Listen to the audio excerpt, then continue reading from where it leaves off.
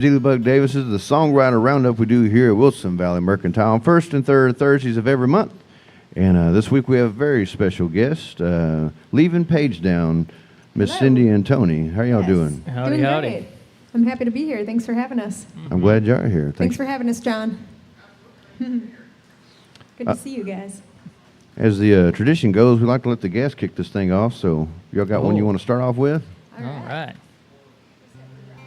Yeah, let's do it. Well, I think we're gonna we'll kick off with the first song we ever released out to the world. This is a tune that we hold pretty near and dear to us because it was the first thing that we really workshopped from the ground up, from writing the song to recording to just changing up everything about it really through the recording process, and then releasing it was quite a learning process and all of those things. But the best part about it is it's a story about the kind of our journey to finding each other and the magic that happens after we did. So Yeah.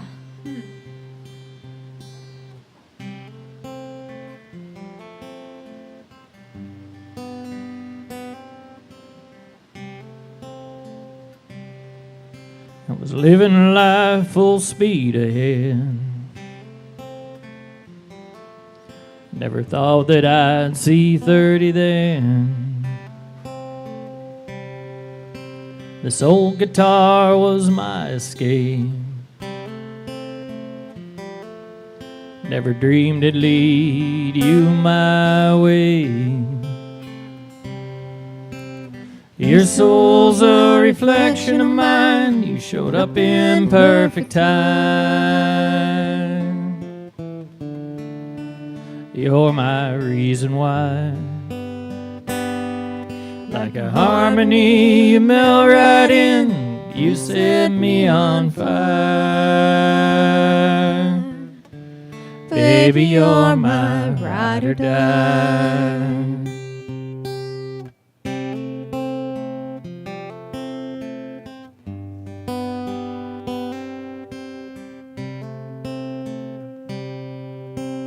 Dreams were bigger than that small town. I was waiting on the storm to calm. Unanswered prayers were all I knew. Never dreamed they'd lead me straight to you. Your soul's a reflection of mine. You showed up in perfect time. You're my reason why. Like a harmony, you melt right in. You set me on fire. Baby, you're my ride or die.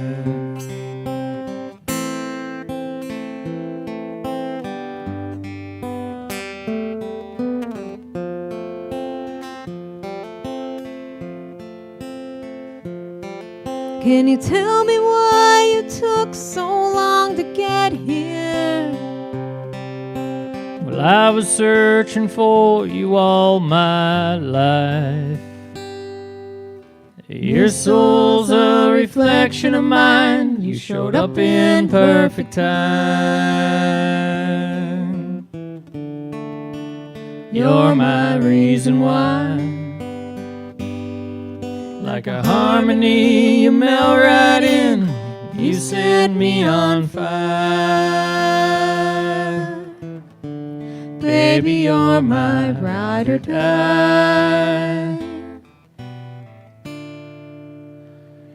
Baby, you're my ride or die.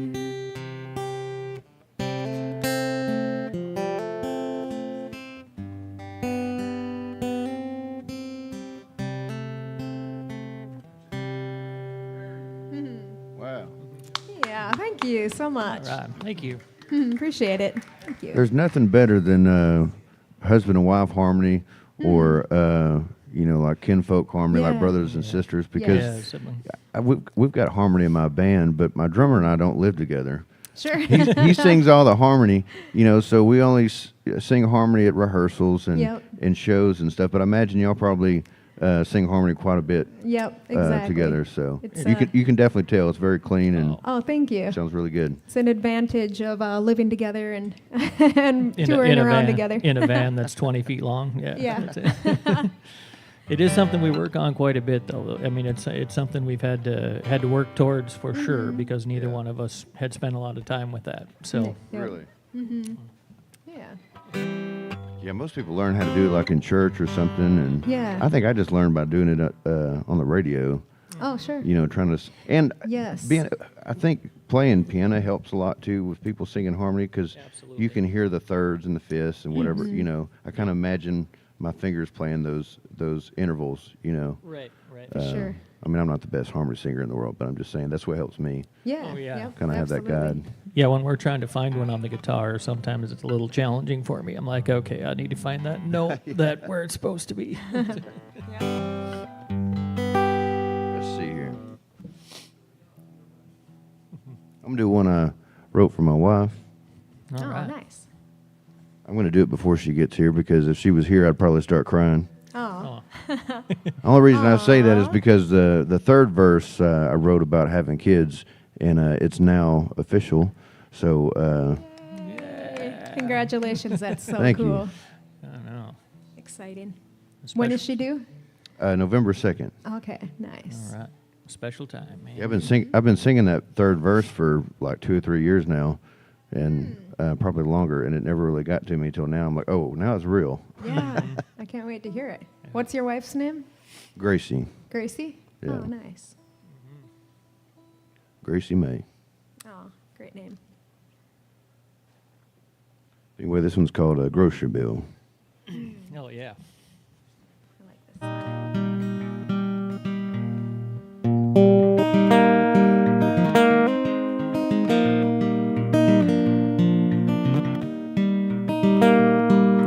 Would you want to split grocery bill with me? Live in a tin can out in the hill country. I'll make the music, honey, if you will paint the scene. How would you want to split the grocery bill with me? I talked to God, and He said it'd be alright. Ain't living in sin when the cost of living's high. I'll pay the dues, I'll love on you until the sand in my hourglass is gone and I lose grip of your hand. So would you want to split grocery bill with me? Live in a tin can out in the hill country. I'll make the music, and if you will paint the scene, how would you want to split the grocery bill with me? When you're not here and I'm not over there, I daydream of your presence, wonder the length that I could bear. Broke the rule, we made a fool out of ordinary life.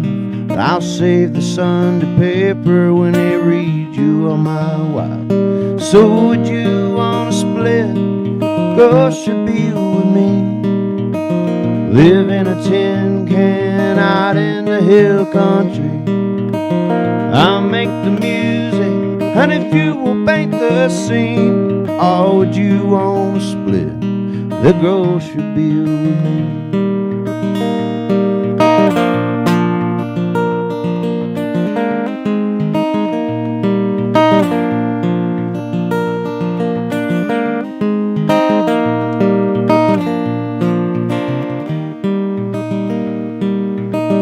I hear a sound, it's ever more sweet. A child with my father's name running in bare feet. There'll be tests, we'll do our best, and everything in between. If you help me to a stance, my dear, I'll give you a place to lean. If you help me to a stance, my dear, I'll give us a place to lean. So would you wanna split grocery bill with me? Live in a tin can out in the hill country. I'll make the music, and if you will paint the scene. Or would you wanna split the grocery bill with me? Or would you wanna split the grocery bill with me? I appreciate it. I love that one. We were listening to it the other morning. I was going to say, I think that's the first song that came up when we started digging into your Yep. catalog there. It was so good. I love it. Yep. We were up in the hill country listening to that. It was perfect. Y'all were in a treehouse, not a tin We were in can, right? We were in we the were hill in- country.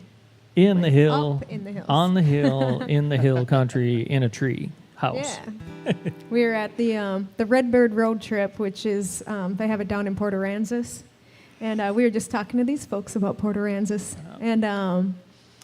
And they had a silent auction, and one of the items was a 2-night stay in a tree house in Wimberley. Well, we've been living in our van. Our van's name is Vern, by the way. Yeah. We've been living in Bern for over 2 months now. So we were like, Yeah. hey, a 2-night break. Sounds nice. And it was a very nice, like basically a little cabin. And it was very, very cute. Decorated really nice. And yeah, it was good. Good to get out of the camper van for a couple I was going to nights. say, it was kind of weird sleeping because the ceiling was really far away. Yeah. I laid down, I was like, wow, where are we? There's no steering wheel in here. What are we to do? Yeah.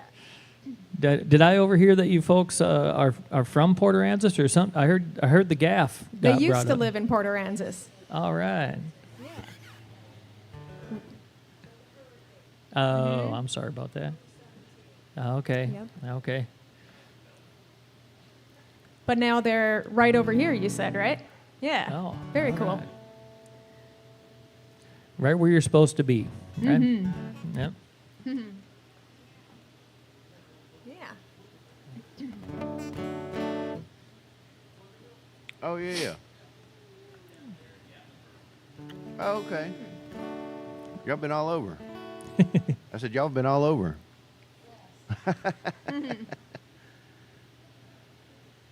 Did you say Pflugerville? You what now? Did you say Pflugerville? He said Pflugerville. Oh, I thought. Yeah. That's where my sister lives. No. Oh, okay. No, that's right. I know some people in Pflugerville, so That counts. Yeah, That it counts. works. Yeah. Well, we're gonna sing a newish one. We wrote this one last fall when we were spending a little bit of time down in Nashville, and we wrote it with a friend down there who's actually from Austin originally. His name is Dane Ralph, and the idea for this song, Tony and I were at a songwriting, like a conference type of thing, and the person speaking, she said, no matter who you are, 30% of the people, they just, no matter what you do, 30% of the people, they just aren't going to care. It doesn't matter. Another 30%, they're just not going to like you for one reason or another, and don't take it personally. That's just the way it goes. But 40% of the people, they will like you, and they'll support you, and they'll love you. It's just up to you to find that 40%. And we thought, hey, that could be a song, Find Your 40. Yeah. So this is a song about finding your people.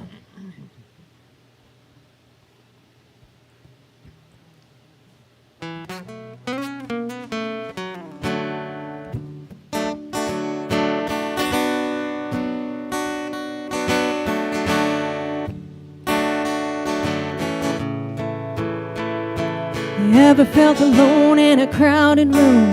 Stared across the table, man for two. If you're the only one showing up for you, don't worry, you'll find your people soon. You never know, they might be standing here. Sometimes it ain't so crystal clear. Let go, stand up and face your fear. And if you're with us, raise your beer. Am I looking for you? Are you looking for me? Are Are you part of my 40? You know the ones who care and true they'll be. Don't worry about the other 60 who don't care if you stay or leave. Through thick or thin is what you need. Think of how much better off you'll be when you find your 40. When you find your 40, yeah.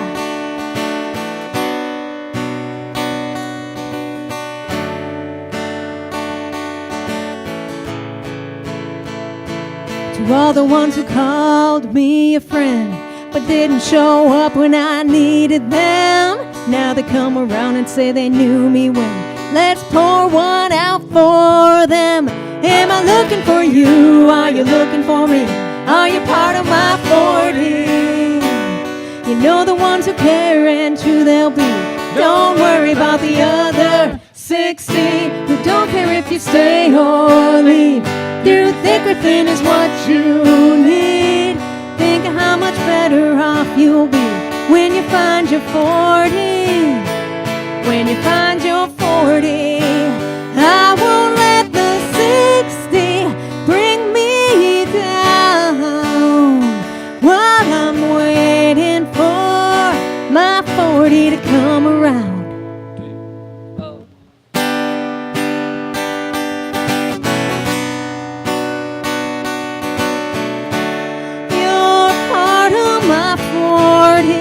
You're the one who cares and true I'll be.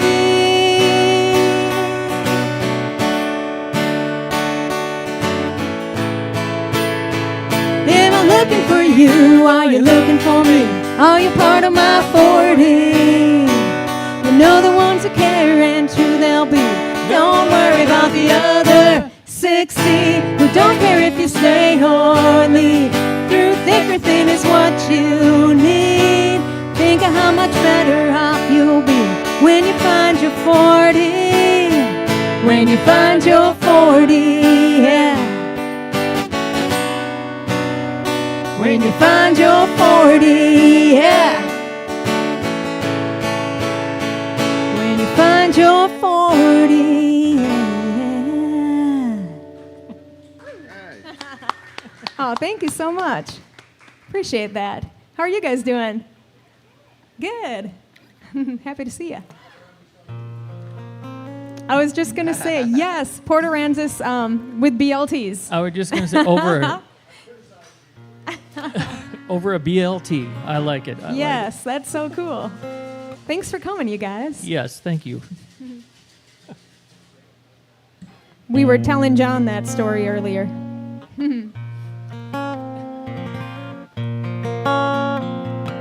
I'll do one here. I wrote probably one of the first songs I wrote that I still play. I can remember to play. It's called Hills Lake Road. It's about a little spooky road in northeast Texas where I grew up. And has this legendary creature that lived down the road called the Goat Man. Oh. And I found out later, I think our parents would just tell us, hey, don't go down Hills Lake Road, the Goat Man's down there. They just did that because they knew we were going to go down there and drink beer and do some other things we shouldn't be doing.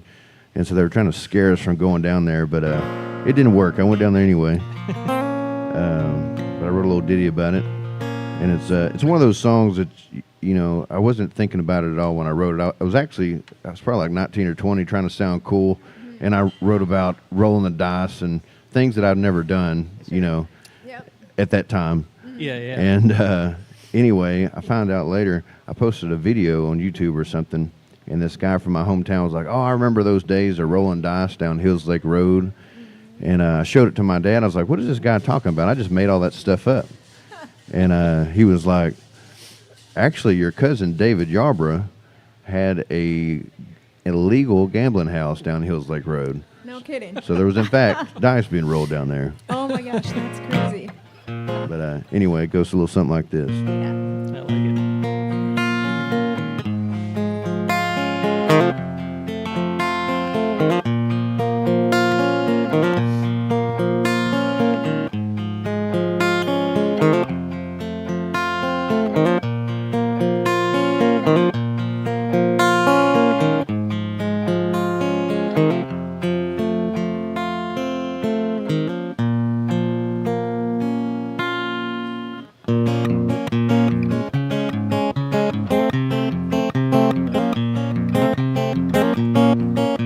I smoked my first bowl on that old river bridge. Had me a bottle of Silliger and I took a little swig. Then I rode on down the Hillsig Road where I met the golden man. I jumped out of swamp, stole my soul, said you ain't getting it back again on the Hillsig Road. Hillsig Road, I lost my soul. Hillsig Road. I looked up and down the road, gonna get my soul back, but I couldn't find the golden man, nor could I see his tracks. Then I heard the saddest song, whistling down the road. It was the golden man that stole my soul.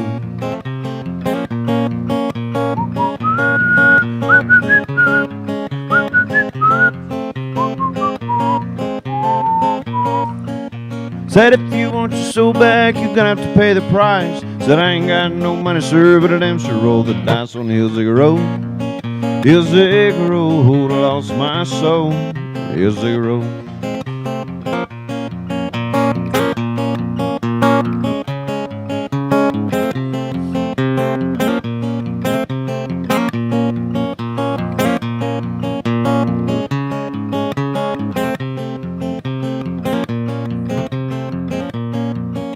Well, I came down from a mile high, I guess it's all a dream. The Panola County Sheriff putting handcuffs on me. They took me back to that county jail, to the bars. What did I see? That old greasy, stinky gold man holding the key. He said, come on, boy, you owe me so, and you still gotta pay the price. Said, I ain't got no money, sir, but damn sure roll the dice on Hillsig Road. Hillsig Road, I lost my soul. Hillsig Road.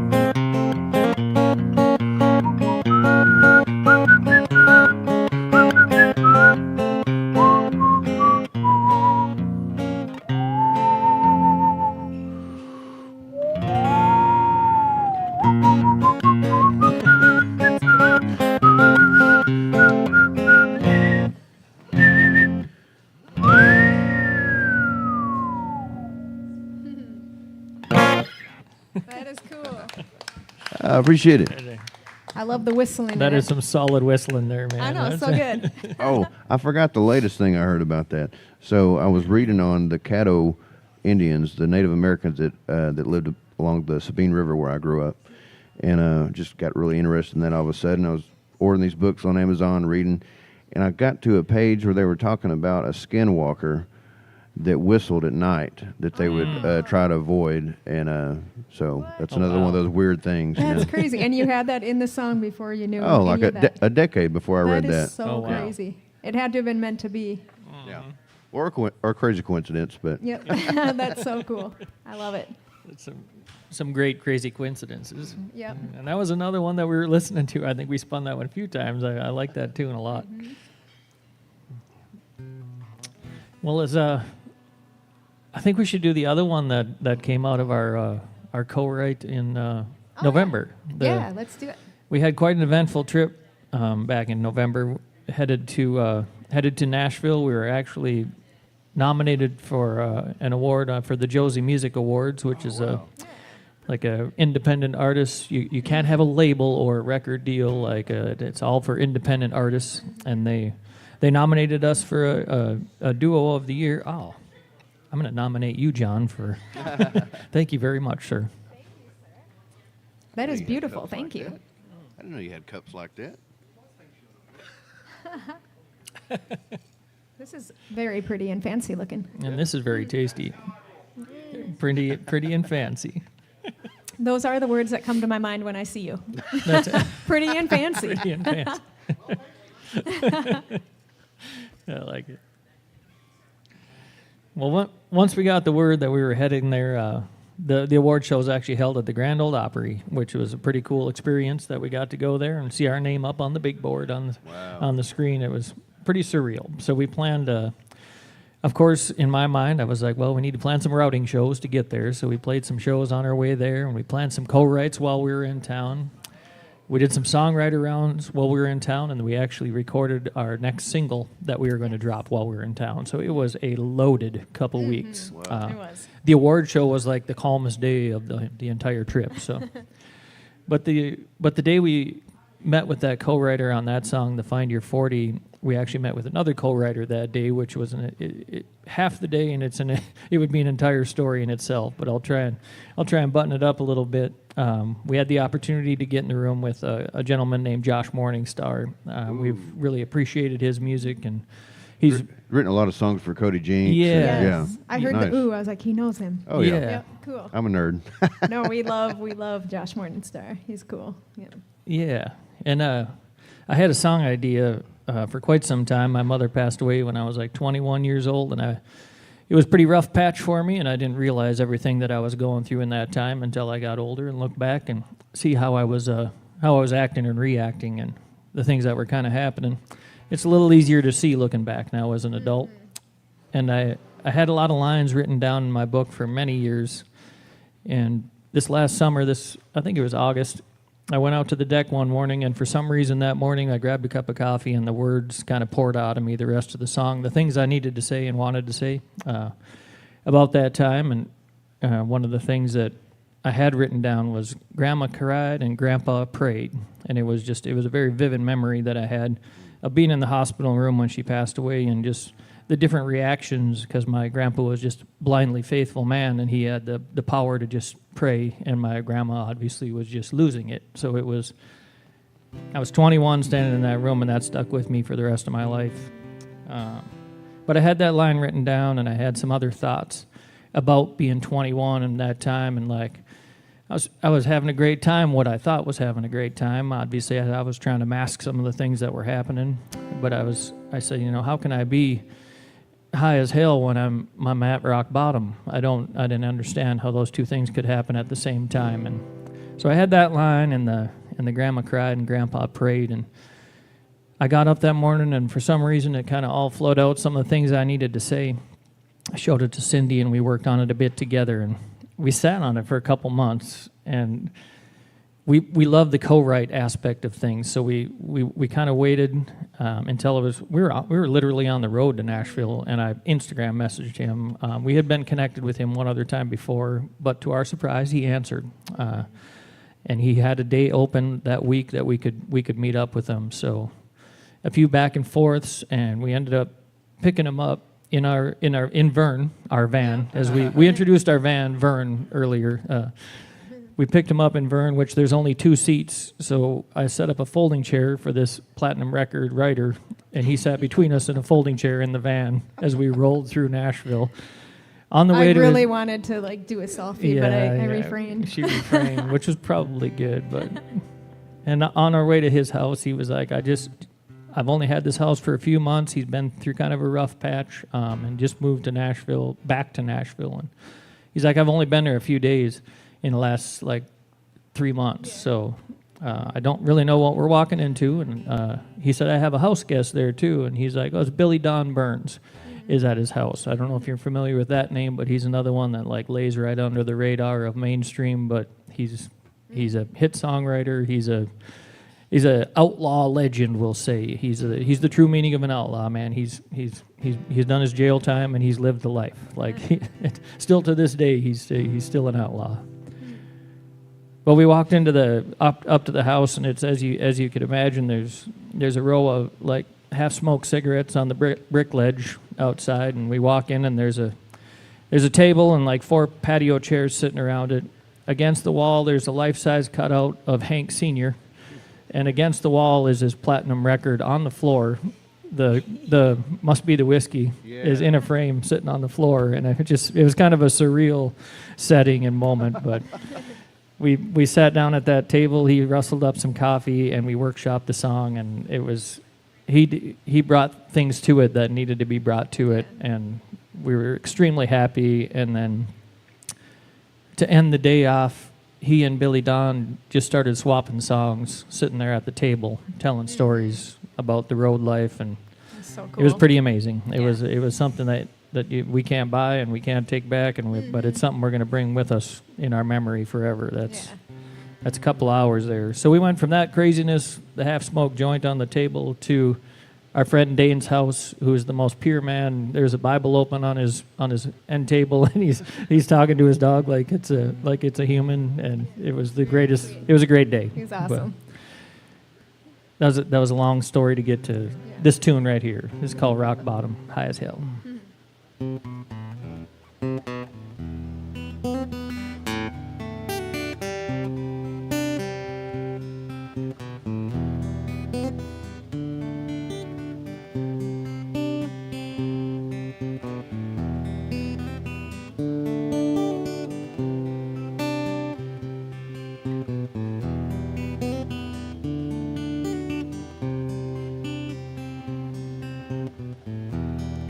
Grandma cried and Grandpa prayed. Tears that they don't know help me realize the thin line between blame and faith. Got family who love me, watch them walk away. When the last drop is gone, I'm alone. We all left something buried in that clay. When your battle stopped, mine just begun. How can I be at rock bottom when I'm high as hell? I keep throwing pennies, I guess it ain't that kind of well. I ain't been doing that good and I doubt without you I ever will. How can I be at rock bottom when I'm high as hell?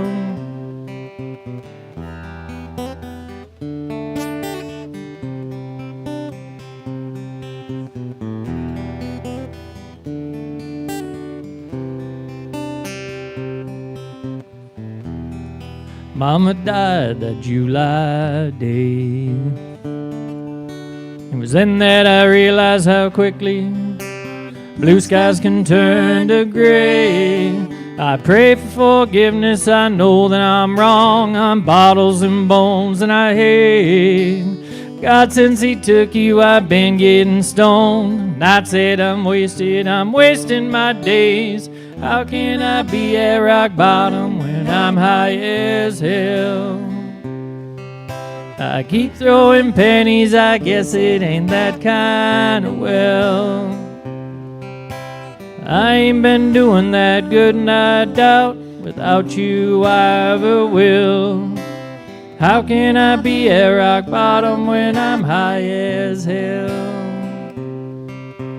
One place I had to go brought me back here again.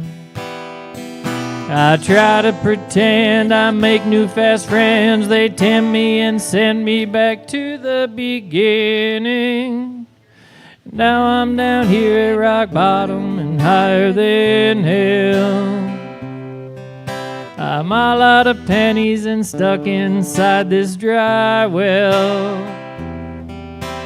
I won't be happy and I won't be strong with you gone. I never will. If you need me, come see me. I'll be at rock bottom and higher than hell. If you need me, come see me. I'll be at rock bottom and higher than hell. If you need me, come see me. I'll be at rock bottom and higher than hell. All right. Thank you guys so much. I promise it'll be happy songs from here on out. Yeah. Mm-hmm. Who had the line about the tossing the pennies, but you guess it's not that kind of well? Is that yours? That wasn't actually. I had a well line, but it wasn't the pennies. Yeah, Oh. what was you said something about the well. I forget what it is. We'll have to look back in our I'll notebook. think about that. Was that a Josh Morningstar line? Yeah, the Wow. penny one. Yeah, Yeah. That guy's crazy. I know. I know, he's amazing. Because I was doing a play on the well whiskey and wish and well, and it was a different play, but he took it that direction. Yeah. That's Very cool. Yeah, I haven't got to. I saw him open up for Brent Cobb down in Austin one time, Yeah. and unfortunately he was kind of going through it, and so I didn't really get to talk to him. He wasn't in that kind of shape. Yeah. Yeah. No, Seems to be doing better now, I think. Yeah, he just posted that he's doing a full band show somewhere, which is always a good cool. sign. Yeah, if that he's is playing. good. So. Mm-hmm.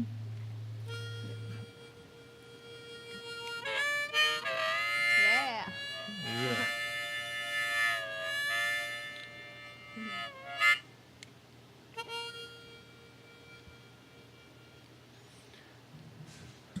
I used to have a long beard. I don't know if this thing is full of beard hair or what, but it's a little flat, so y'all forgive me.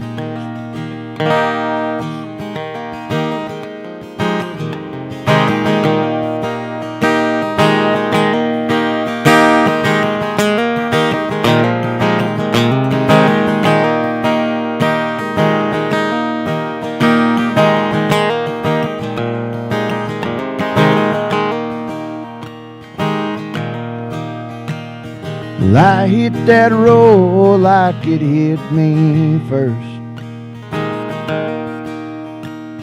And I blamed that town when I should have blamed her.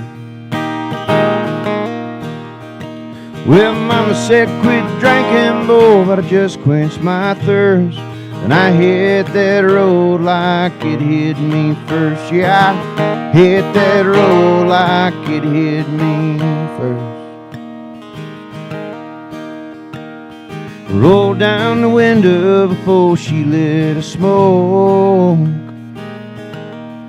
and a flame went out and she never took a toke. Well, maybe she'd be mine if I'd have taken it slow, but I rolled down the window before she lit a smoke. Yeah, I rolled down the window before she lit her smoke. I put on these shoes, now I can't get them off. This path that I've chosen, it'll wear us so raw. I could have settled down with that girl from Arkansas, but I had on these shoes and I couldn't get them off. Lord, I put on these shoes, now I can't get them off. Well, I can't go back now. No, it's much too late.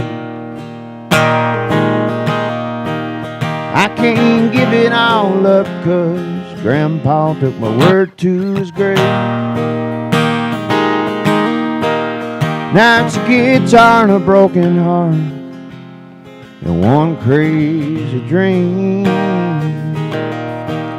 So I ball up my fist, pull my arm back, and I swing. Then I hit that road like it hit me first. I'm gonna give them my nickel that they said I wasn't worth. Yeah, I miss my home, but Mama, ain't you heard? I've been hitting that road like it hit me first. Yeah, I've been hitting the damn road like it hit me first.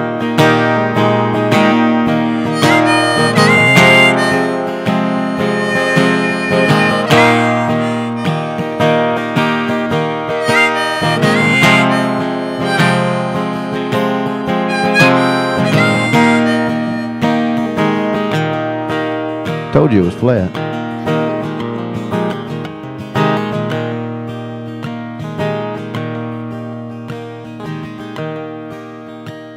Until I'm no longer and I leave this earth, I'll be hitting that road like it hit me first. Hey, Highway 59, better put up your dukes. I got a bone to pick and I'm coming for you. Yeah, I got a bone to pick and I'm coming for you. And I hit that road,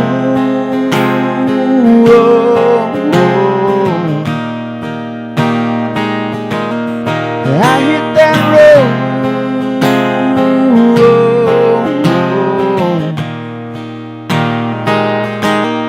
I hit that road.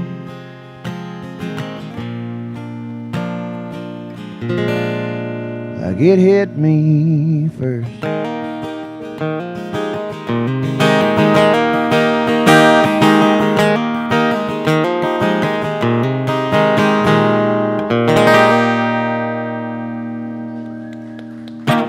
There you go.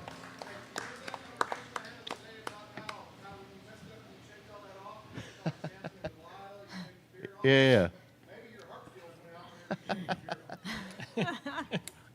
It almost feels like I'm tuned like either a half step up on this thing or this is a half step down. It's crazy. Like happened overnight. But I got to play in front of like 500 people at a theater next week, so I got to figure that out. I ordered this one online. I hope I get one here before the end. I love that line. I hit the road like it hit me first. Thank That's you. very cool. We'll do one later. We have a line kind of similar. We'll have to show it to you. Yeah. Yeah, it's really Yeah, cool. I really love it. Dig that. I heard a rapper use that line one time, but it says I hit that joint like it hit me first. So that's the closest thing I've seen. I love that. That's cool. What were you gonna say? Tattoos? Yeah. Yeah. Okay, cool.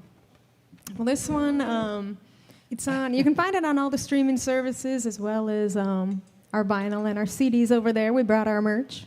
A lot of that we make ourselves. We were telling Ely over here, we make them from our garage. Not the CDs Not and the the vinyl, yeah. No. A lot of the other stuff, though. We tried one time. It didn't play very well, so. Yeah. But this is one inspired by my husband, Tony, here. The hardworking man who treats me like a lady. And the inspiration for this is we were at a concert, and the lady singing on stage was saying how she doesn't need a man to buy her a drink, and she doesn't need a man to open the door for her and to walk her home. And I turned to Tony and I said, that's fine, but don't listen to her, because I do need all those things and I want all those things. And there's nothing wrong with either. So that's the inspiration for this one. 2, 3, 4. Ooh. Ooh. Ooh. Ooh.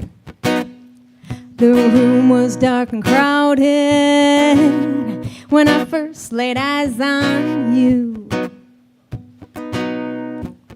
You had a shiner on your eye, faded old tattoos. You smiled, said carousel, miss, pulled out the chair for me. You held my hand as I sat down. You had me at tattoos and chivalry. You asked my favorite song. George, straight the chair. Went up and tipped the band. Said, would you like to two-step? Would you like to two-step? And offered me your hand. You got me on the dance floor. You spun me round so sweet. You held the door, I walked on through. You had me at tattoos and chivalry. I'm a woman, hear me roar, but I still like when you hold the door. I got a job in my home scratch, cha-ching, but I still like when you pay the tab. Suit and tie's never been for me. I like your hands a little dirty. Ooh, tattoos and chivalry. Whoa, whoa. Ooh. The next week was a whirlwind. We hung out every day. Went back to the same bar where we danced the night away. Stranger stumbled in. He put his hands on me. Oh, hell no. You stood him up and knocked him down. You had me at tattoos and chivalry. I'm a woman, hear me roar, but I still like when you hold the door. I got a job in my own scratch, cha-ching, but I still like when you pay the tab. Suit and tie's never been for me. I like your hands a little dirty. Ooh, tattoos and chivalry. Working man, calloused hands, loves who I am, that's a plan. Holds me tight, treats me right, love all night, ain't afraid to fight for me. Yeah. Oh, thank you. Thank you. Welcome in. Yeah. That's my beautiful bride, by the way. Oh, hello, Gracie. Gracie, we're talking to you.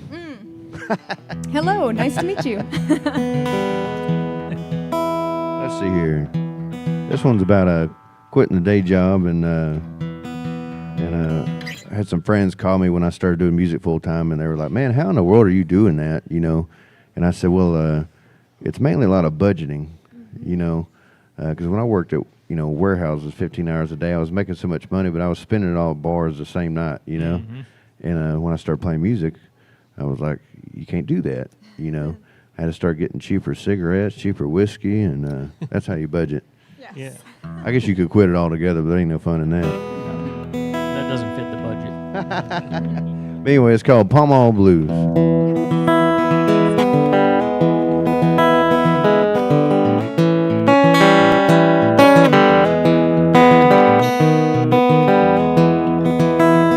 I went from champagne to $3 wine, Jack Daniels down to homemade shine. Oh Lord, I got a hole in my shoes, I can't afford my camels. Got the Pall Mall Blues, got the Pall Mall Blues.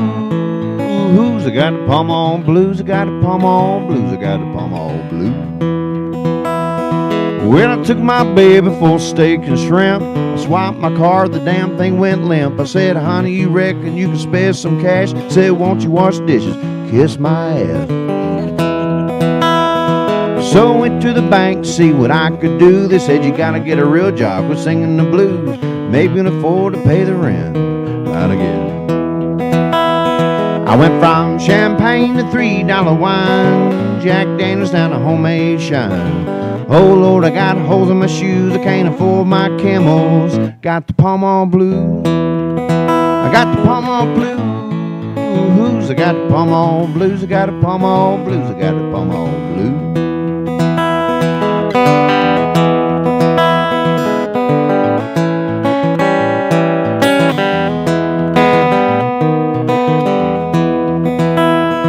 Well, I had me a job to make a little dough, then it started to feel like a 6-foot hole. I could already hear the grave digger chunking in the clay.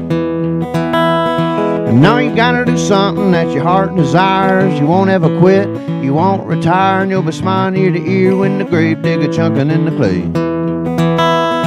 And people ask me how I live on crumbs. I know it ain't crazy, but it sure is fun. 'Cause I love what I do, and I do what I love every day. I was smiling ear to ear when the grave digger chunking in the clay. I went from champagne to $3 wine, Jack Daniels down to homemade shine. Oh Lord, I got holes in my shoes, I can't afford my camels. Got the Pall Mall Blues, I got the Pall Mall Blues. I got the Pall Mall Blues, I got the Pall Mall Blues, I got the Pall Mall Blues. I got the Pall Mall Blues, I got the Pall Mall Blues, I got the Pall Mall Blues, I got the Pall Mall Blues. Hey. So fun. Well, now I want some whiskey and a cigarette. That's Done. great. There's one that's done. I I don't know offended about the cigarettes though.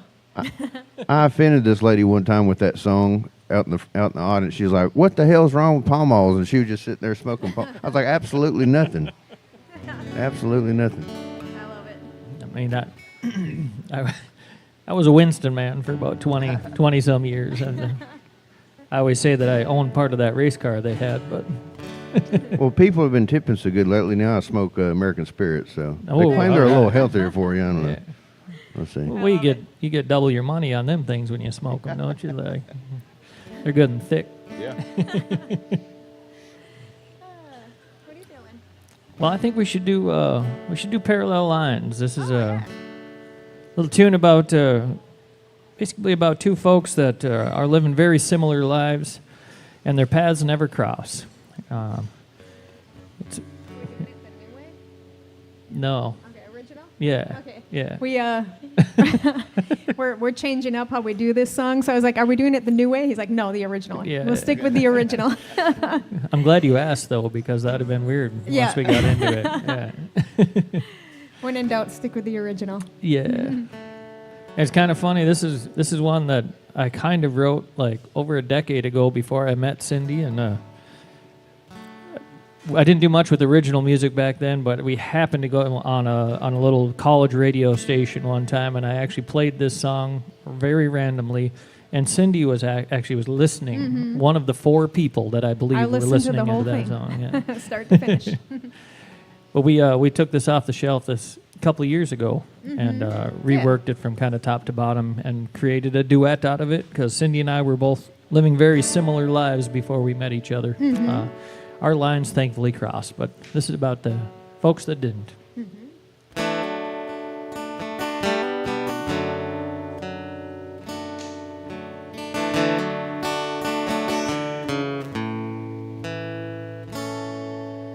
How do you lose something that you never had?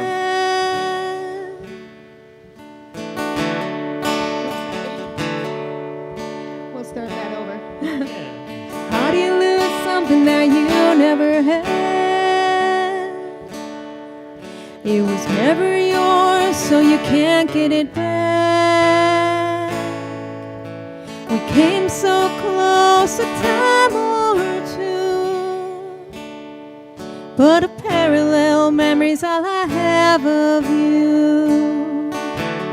I was just walking Cash's line, killing time, trying to fill that void I felt inside. I wonder why your line never crossed mine.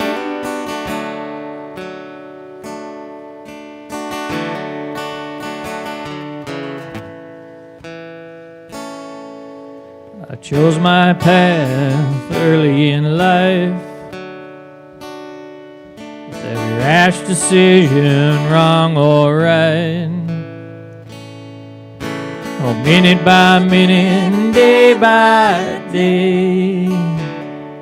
Should have spent my time looking both ways. 'Cause I was just walking Cash's line, killing time, trying to fill that void I felt inside. I wonder why your line never crossed mine.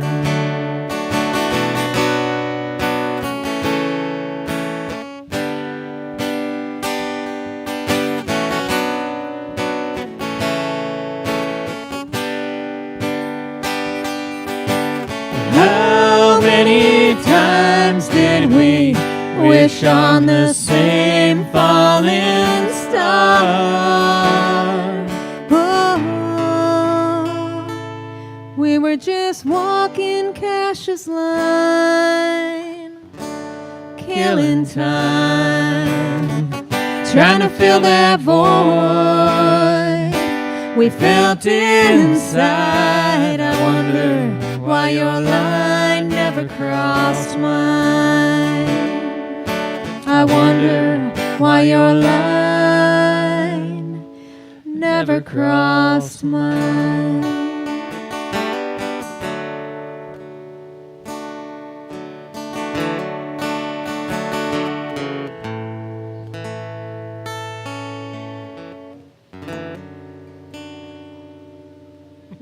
Yeah.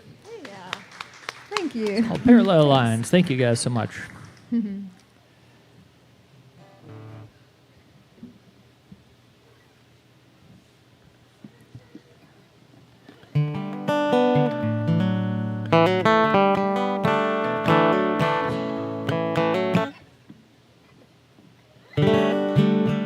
Do one here called Youngblood Hill.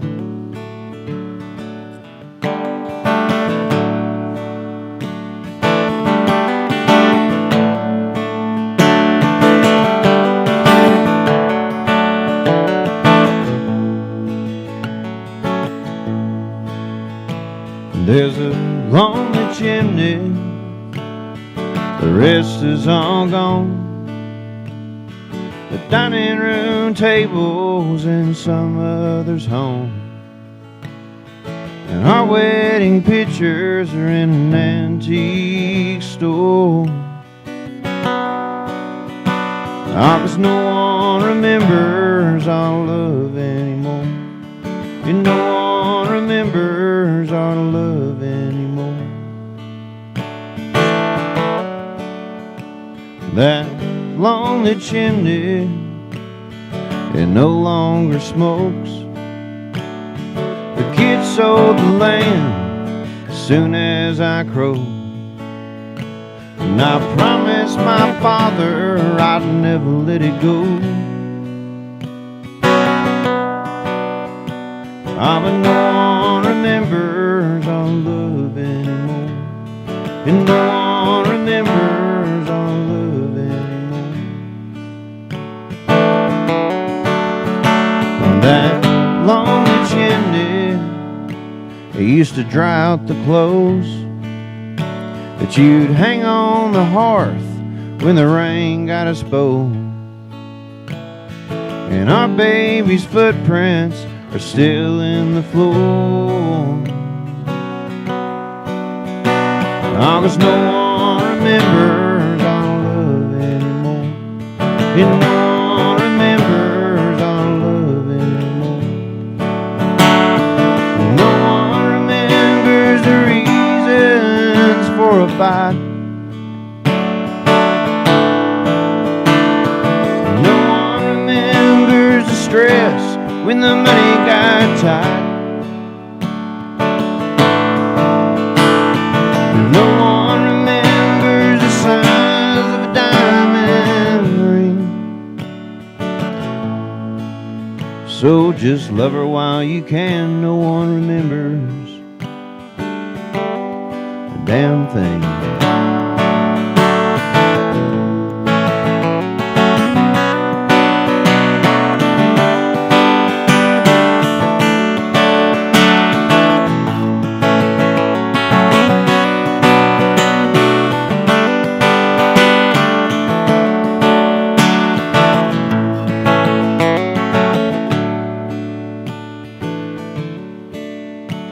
Put petrified wood upon young blood hill, etched in our names, the month and the year.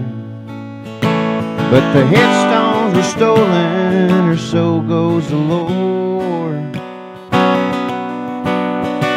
Now no one remembers our love anymore. And no one remembers our love anymore. So pretty. There you go. Appreciate it. I got to keep my eyes closed when I play songs. It's because these two back here get to dancing and get a little handsy, and then I was watching that. I get cute. distracted Yeah. and I forget my words. You know, so. I was full on staring. Same. Well, it's definitely not mine. It can't be. Must be the whiskey. No. Man, you've got some great songs, Ely. I know, Thank you so for sharing good. these Thank with you. us. Thank you for having us here, too. Sure. Thank you you for being here. And thank you to y'all for spending your Thursday evening with us. Thanks for coming out. We appreciate Yeah. you so much by nice. supporting this. Like, it's amazing. Thank you, guys. Yeah, and thanks for creating this listener room environment. I tell people this all the time, but we don't get this every gig that we play. No. I don't know. I'm speaking for myself. I mean, y'all may get to do this all the time, but sometimes there's gigs that are a little rowdy, and you know, Yep, you're just absolutely. kind of the background noise, you know, Exactly, and yep. which is Yeah. fine. Those pay the bills too, but it's nice to be here in front of a good listener room crowd. So we thank y'all for. Absolutely. Absolutely. I mean, that'll make me feel more at home. No, I'm just- please don't. I can't catch. What a musician said one time, well, we were doing a songwriter night in a listening room style room, and he was like, man, it just feels so good to be here, not being the scented candle in the corner. I was like, that's the greatest description ever, because it's like, yeah, you're just sitting in the corner playing music. Nobody really cares if you're there, and they can smell you, but Depends how long you've been in the van at that Yeah, point. yeah, maybe, well, the center, yeah. Kidding. Well, we've been in there since January 30th. How many, we've slept outside of the van, what, like 5 nights, 6 nights I total? think total, yeah. Since January 30th, so we're doing good. Yeah. You want to try our new love song? Yeah. Want to tee it off?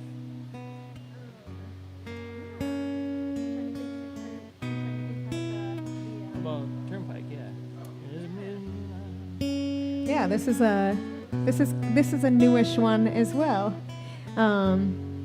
We had an idea to write a song about based loosely when Tony and I first met, and I was having a hard time coming up with something. And there was one day in particular where I listened to the Turnpike Troubadour song, Red River.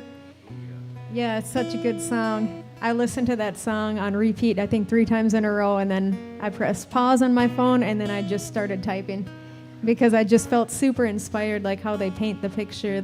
There's a mid-July whitetail in velvet, red is my old Chevrolet. It's just, I don't know, something about that just got me, and so I started describing the description of it. So yeah, that's what we came up with here.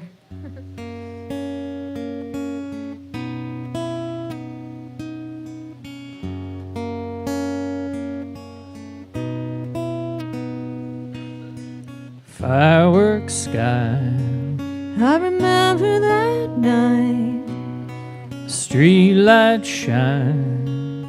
I can still see your smile. I was searching for that something who's to say when I learned your name. Saw you again. I watched in suspense. I didn't know then. You become my best friend. I can't fight these feelings or the flame when I hear your name. I want you to know I always want you around. If you were mine, you'd never wonder how I feel, and I'd never let you down. I'd never let you down. My world gets hazy and fades when I hear your name. Out of the blue, This feels so brand new. there's something about you. I feel it too. I think how far we've come and all we've gained when I hear your name. I want you to know I always want you around. Fresh tattoos on our arms in the van lead us to another town, to another town. My world gets hazy and fades. I guess some things never change when I hear your name. When I hear your name. When I hear your name. Very nice. Thank you. Thank you guys. Thanks so much. That was a pretty new one, pretty fresh one. Workshopping that a little Workshop. yet. Y'all are braver than me. I'm scared to try one unless I've had it for about a month. That's how we normally are. We normally like to do the ones that we really have in our head. But we got inspired. Was it last week? We were at the Redbird in New Braunfels, and We were there for the songwriter night, and we got up and we sang 2 brand new songs. That one we had just finished 2 hours earlier with a lady named Songbird Cherie, and then the other one we had just finished the week before with Megan Marie. It was 2 different co-writes, and we debuted them for the first time live in front of anyone. So we were like, well, it's a really good challenge because It was a very good challenge. it's a lot different playing in front of you wonderful people rather than playing at home or in the van or in the garage or whatever. It's definitely one way to get it out there. I feel like once you do get it out there too, then it's so much easier the next time Right. versus right. just Yep. like you said, practicing your garage or whatever, you know. Right. Yep. Yeah. Playing it live is just a whole nother layer. Yeah. That's- Well, I'm gonna do one here. It's kind of a talking song. I was working on a big fan of Tom T. Hall, and when I was a kid, there was this old man that helped my dad a lot. And my dad retired at 50 as an ag teacher, and he retired from ag teaching, but then he started picking up all these odd jobs, and he was building people house pads and stacking hay for people in barns and things, and building roads. Had a little maintainer, but anyway, he had this guy that always helped him, and this guy that helped him was like 80 years old. And one day we were making watermelon wine, and I was like, I've never heard of watermelon wine. And this old man said, man, you've never heard of Tom T. Hall's watermelon wine? And so he got me this record, and actually he gave me a cassette out of his truck. And so I had to go find a cassette player. But I listened to the whole record, and I've been hooked ever since. But Cool. it's kind of a tribute to him and my dad and all my dad's friends. They gather around a table at this gas station in my small town, and they drink coffee once about 5 o'clock in the morning, and they come back about 3 o'clock in the afternoon, have a second cup, and just sitting around solving the world problems, you know. But anyway, this is a tribute to them. It's called The Table.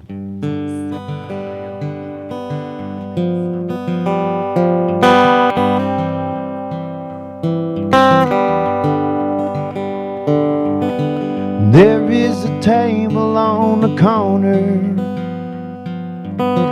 149 and 124. It's Texaco red, only place to get fed in that small town was that old convenience store. It's where my father drank his coffee with all the cowpokes in town. They talk about the president and wonder when the rain gonna come down. I could still hear the slurp of coffee and the way them old men would grunt. The door would swing wide open, in would walk Mr. Oscar Hunt. He'd come sit beside me and we'd talk Tom T. Hall, watermelon wine, who's gonna feed them hogs? You know, he was my father's friend, but he was my friend too. Never talked to me like I was a kid. He talked to me just like he talked to you.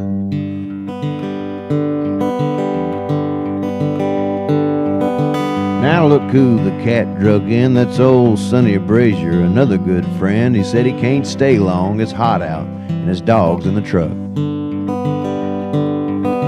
Well, he came to ask Daddy for help. See, he was bush hogging around his pond and got his tractor stuck for the 3rd time this week.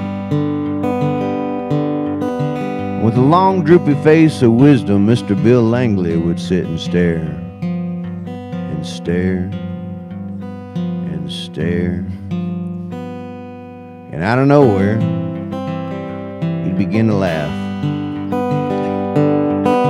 We all knew he was about to tell a story of times that had long passed, sometimes the same story as yesterday.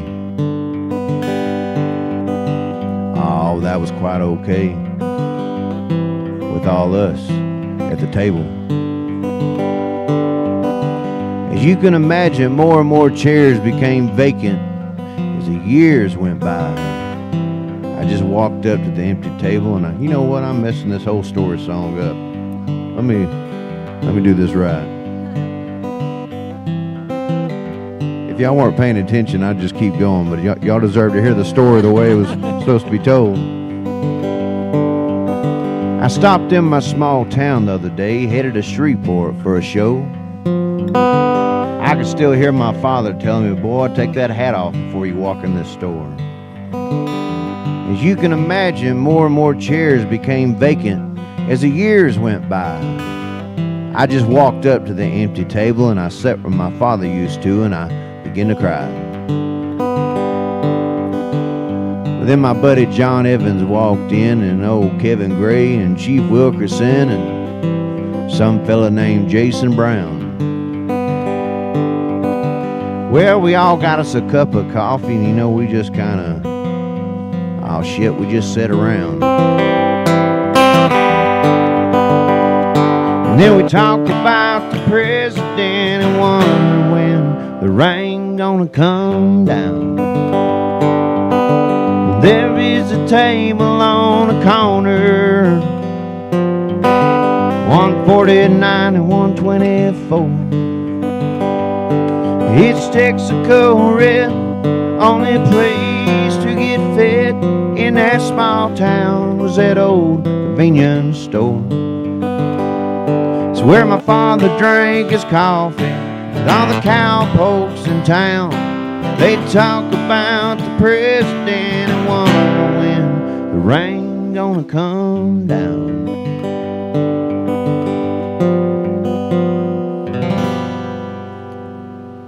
The table. That's so cool. Thank y'all. I love it. Appreciate it. Man, you got me on that one, Ely. That's Yeah. I'm completely inspired to write the song now because my brother and I, there's a gas station in our little in Page Township is where we're from, and it's rural Minnesota. The closest town is like 8 miles away, but in Page Township there's a little corner on 169 and County Road 11. Yeah. And there's a gas station there, and that's the only place you can get food. There's a little restaurant and that, and my brother and I used to go in there every morning with the older gentlemen, and we'd sit and have coffee, and we would figure out the day and tell stories, and the exact same thing you're talking about. We solved nothing, but we thought we did. And man, what a great song, man. That just brought me right back there. And a lot of the gentlemen were older gentlemen, and we've actually lost some of them. But it's amazing how close of friends you become just standing at the gas station corner, drinking coffee and figuring out life or not figuring out life. That's so good, cool. man. So Love good. that. Thank you for sharing that song. Yes, sir. Cool.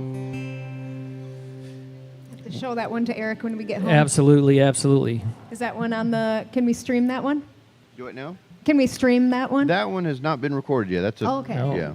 Okay. But I'm actually going to record it here. So tell you real quick, I've been working on a project. John's got some recording equipment. He Yeah. does the still sessions? the still sessions Yeah. over Yes, here. yeah. And I've been helping John here, working part time. And every now and then I get a little break when I'm making whiskey back there to kind of pick out a song, you know. Yeah.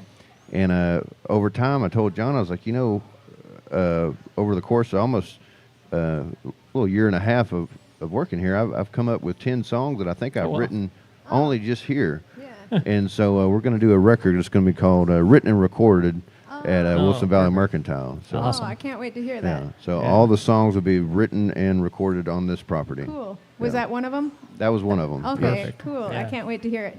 Thank you. Yeah. We'll buy the first copy. Yeah, hot off the press. Sign it for us. Well, on that like nostalgic feeling, I'd like to do Bub's song if that Yeah, you think yes. that's a good one here to do. Well, I've been a working man since I was like 12 years old, and it all started with an old Nebraska farmer. He mowed hay and built fences, and he actually moved up to Minnesota, where we are originally from, up there. And he, at 12 years old, I didn't know what he was teaching me, but looking back in life now, I figured out exactly everything that he was teaching me, and so much of what he showed me over the years has stuck with me. And once again, at the time, I didn't know it, but looking back, I feel so thankful for having that time with him and getting taught those things, because he was a working old man, and the kind they just don't make anymore. And he was a true old cowboy. When he passed away, we had pretty good bond with him, and we took his, he had a farmall 350 tractor with a dual sickle mower. I don't know if you know what a sickle mower is, but they make like 7-foot bar. Well, he had one with a dual sickle mower, so it would, yeah, you got it. He's got the hand motion there. That's what it lays out there. Well, he had a dual one, so you'd have 14 feet of swath, and he had a big old, half smile, half cowboy smile, but he had dentures in there, and he would talk about how when that thing is cutting good, it's better than Shex. He'd say it's better than Shex, and he would just, man, I've never seen a man so happy about cutting hay in my life. But he worked his whole life away. He ended up with nothing in the end, man, because he had a lot of hard luck. But maybe that's exactly the way it's supposed to be. But this is a tribute to Bub here. And when he passed away, my brother and I got on that Farmall 350 tractor. We pulled it up the road to the median ditch. And we mowed the median for 23 miles the between the two highways on Highway 169. That was the grass that he liked to cut because it was free. Nobody could get to it, so he would cut that hay. Well, as a tribute to him, I put his cowboy hat on, and for 6 days straight, we mowed 23 miles of that ditch as a tribute to him. And we're hoping he was looking down with that crooked smile, kind of grinning. But here's the Bub.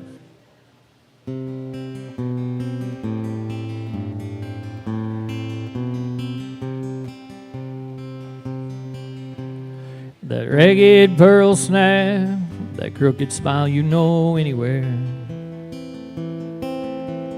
Sweat-stained hat and boots barely hanging on. Every line in his hand told a different story. In his eyes a work day was never done. From the land of the plains to the land of the lakes in the summer of '64. Been damn near 20 years since he's been gone. Can you help me, Bub would say. Knew was coming when he looked your way. Never too proud to ask anyone. It was hot as hell, I was 12 years old. He was teaching his Nebraska ways. Never knew what it would mean to me someday.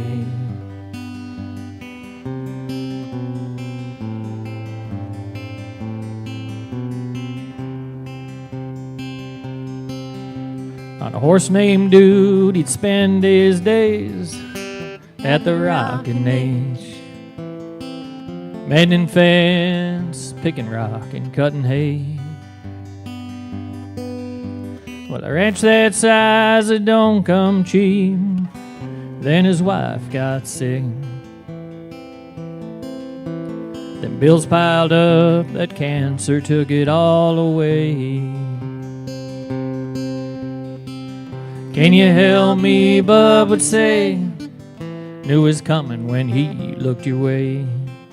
Never too proud to ask anyone. It was hot as hell, I was 12 years old. He was teaching his Nebraska ways.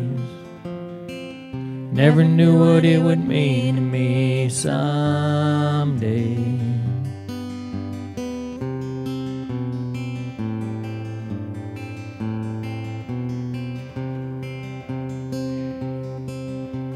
When I look back, well, I don't know just who was helping who.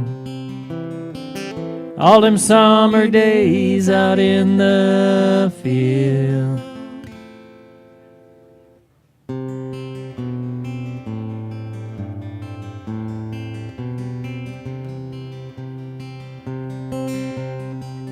Can you help me, Bub would say. Knew was coming when he looked your way. Never too proud to ask anyone. It was hot as hell, I was 12 years old. He was teaching his Nebraska ways. Never knew what it would mean to me someday.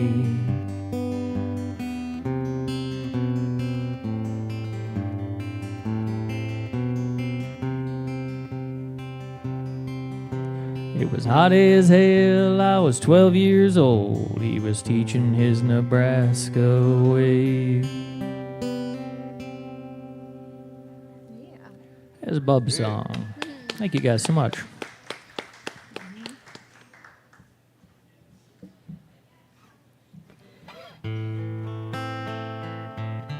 Then we'll do one more and we'll take a little break here. Does that sound good with you? Sounds good. Yeah. Yeah, it's fun hanging out with cats like that and kind of picking up on some of those. I wish I could remember as many sayings Yeah. that, like even my dad. I mean, he's probably got 100 Yes. that he can just throw out there, and I've got like a few, Yeah. corny ones. But he's got them just coming one after the other. I'm like, how do those old men keep up with all those Right. wise tales and old sayings? I've got a couple of Bubs, but none that I can say in public on a microphone. I'm gonna do one here from Old Man. Kind of a thank you for helping me out rebuilding. We had a river house on the Sabine River. No running water, no electricity, just an old shack. But the river came up and took it away. And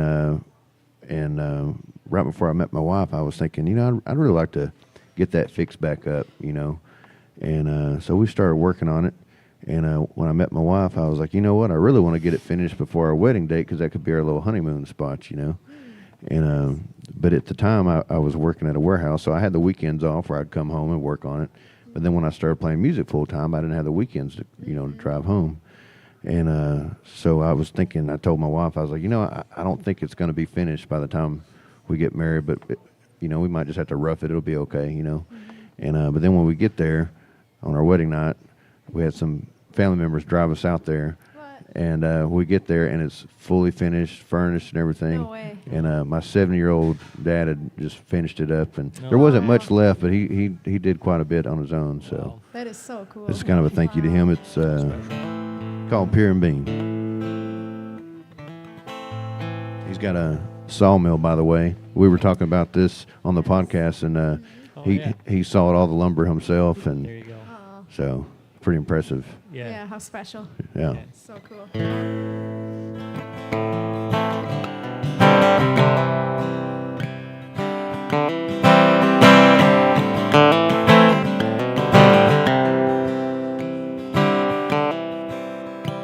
Here's a board and batten house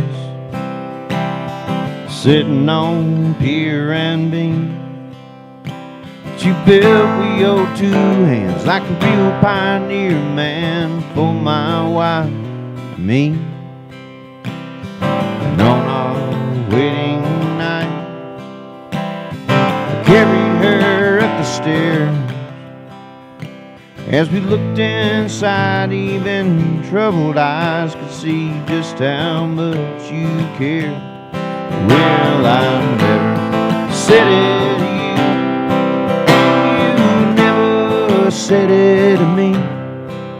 Put that 4 little words on every kneeling board, sitting on pier and beam.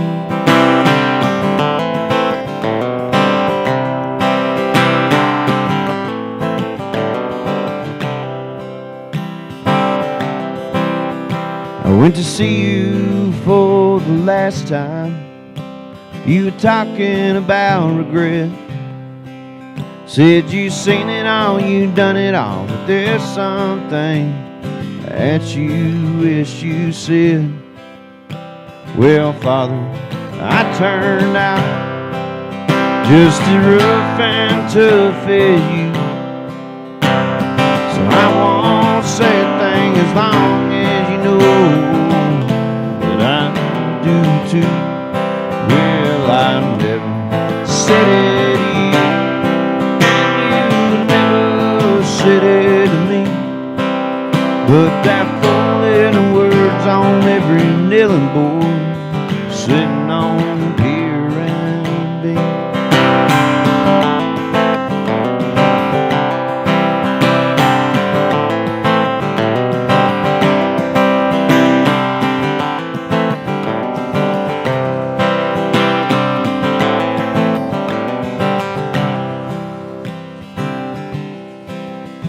said the Appaloosas bite when a dogwood starts to bloom. So I take your grandkids fishing and tell them all about you. I said it, you never said it to me. Put that four little words on every kneeling board, sitting on here and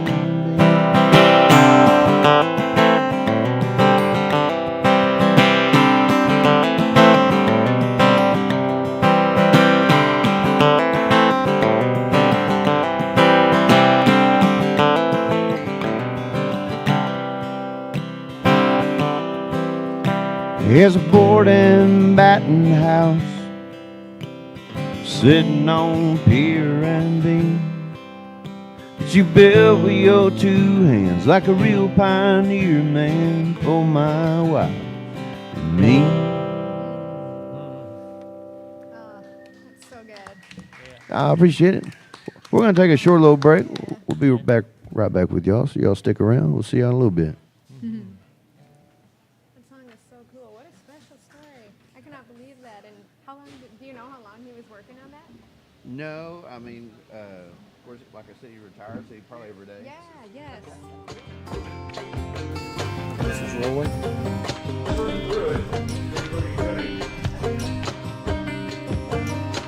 Gimbal's rolling. Take one.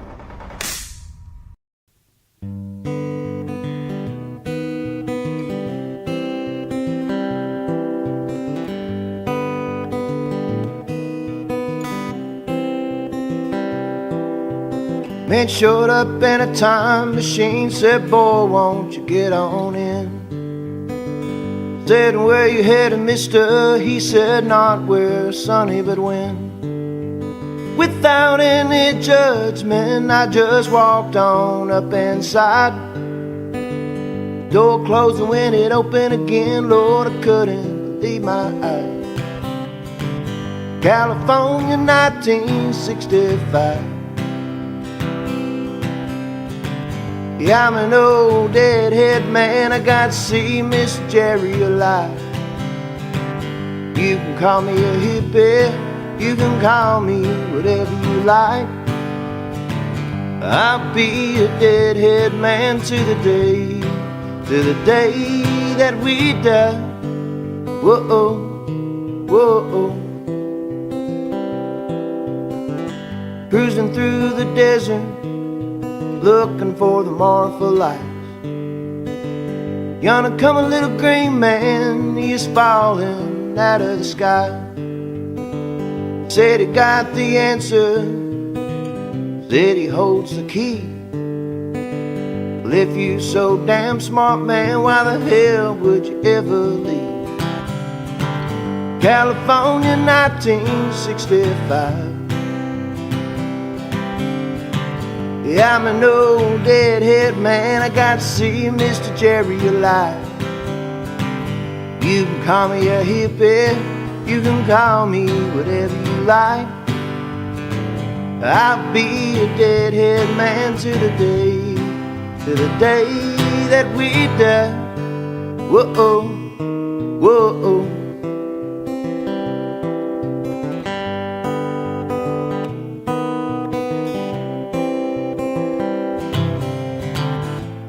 You don't have to click your heels. All you gotta do is feel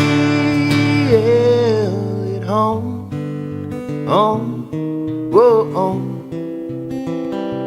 you'll be home, whoa.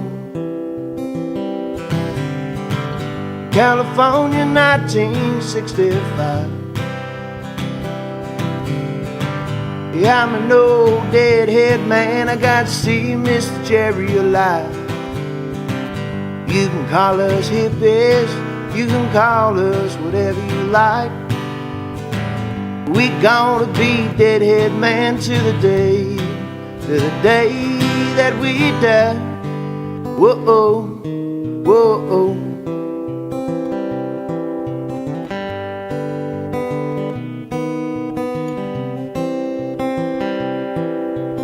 Man showed up in a time machine, said, boy, won't you get on in?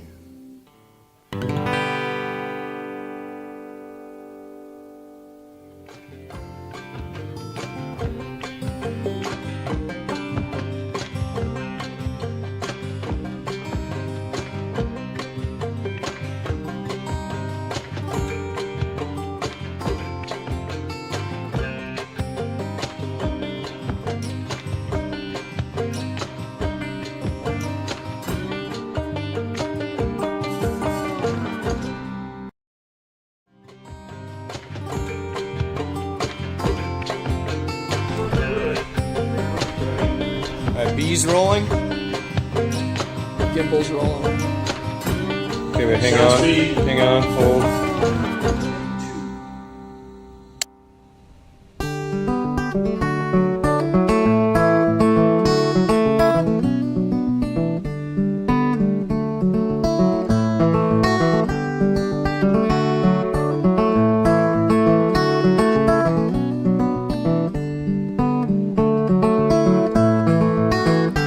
Waiting on a phone call, wanna be an outlaw, swinging at the curveball and catching on the air, puffing on a menthol, rolling uphill snowball, caught looking at a fastball, man, and you're out of there. Well, it's hard work, it's a hard drive, it takes a lucky break sometimes if you don't take the blind high dive. It's a what-if world. It's like what they say, you reap what you sow, but you heard it before on the radio. It's about the truest thing I know, so give it a whirl. Every day's a hustle, every day's a grind. Everybody's looking to get to the big time. If I said not me, boys, it might be a lie, but I'll put one foot in front of the other and stick to the grind.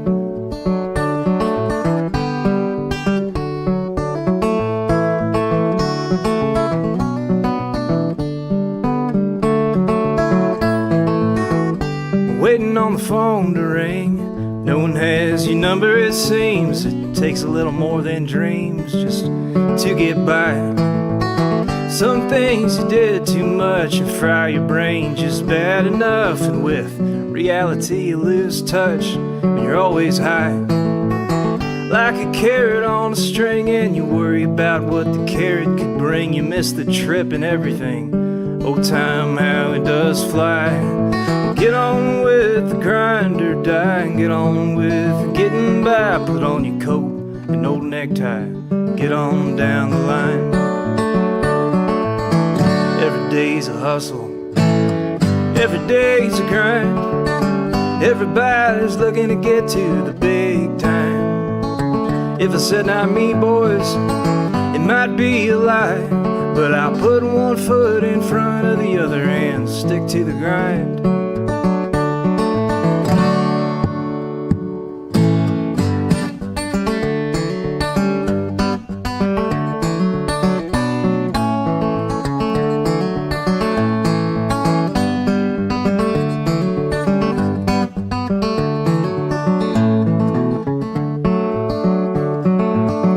Every day's a hustle, every day's a grind. Everybody's looking to get to the big time.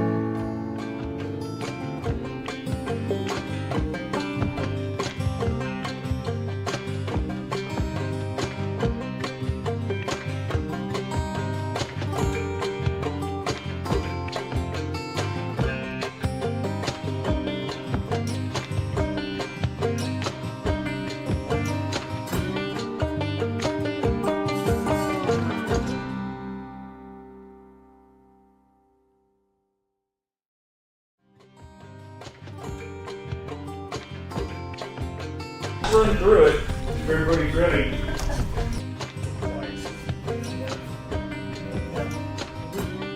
Okay, wait, hang on, hold.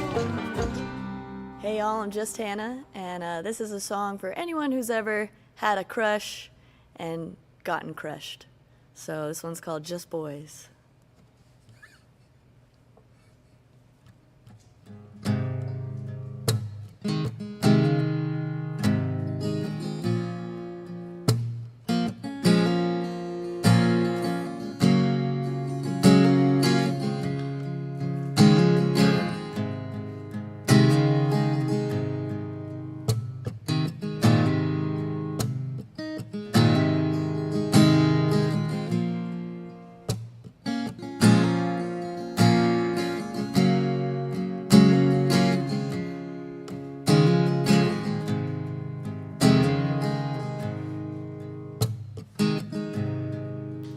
Here I am again.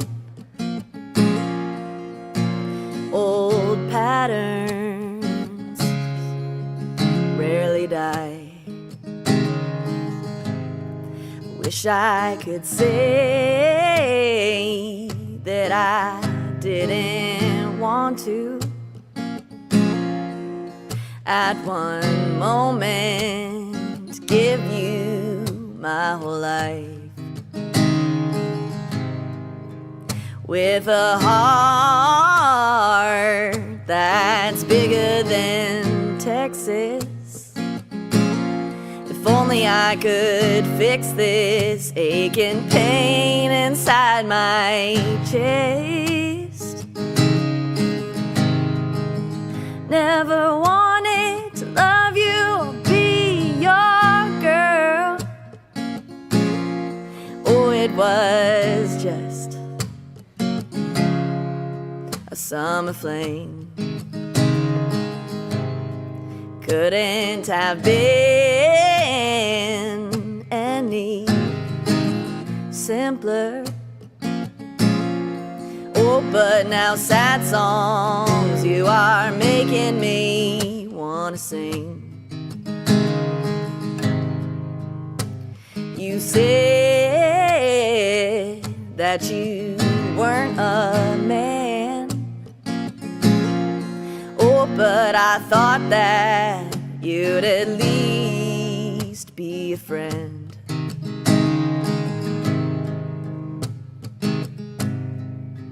Now I'm drinking vodka cranberry, wondering why were you holding her hand.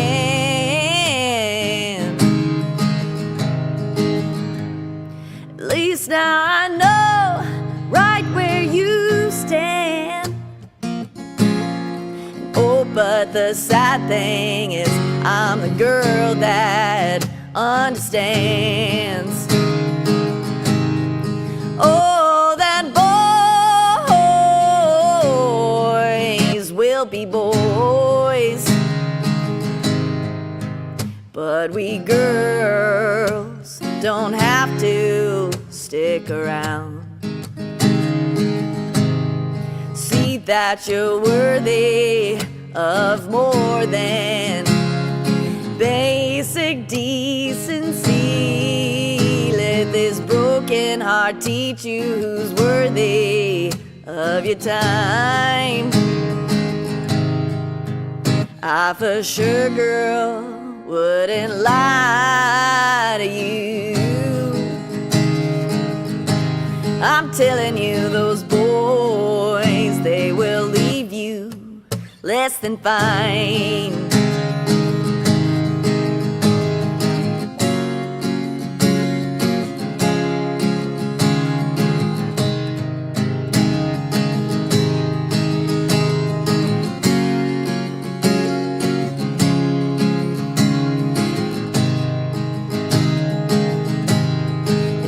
But the sad thing is I'm the girl that understands. Oh, that boys will be boys. Yeah, but we girls don't have to stick around. See that you're worthy of more than basic decency. Let this broken heart teach you who's worthy of your time. I for sure, girl, wouldn't lie to you. I'm telling you, those boys, they will leave you less than fine. I'm telling you, those boys, they will leave you less than fine. Oh, those boys, they will leave you every time. Oh,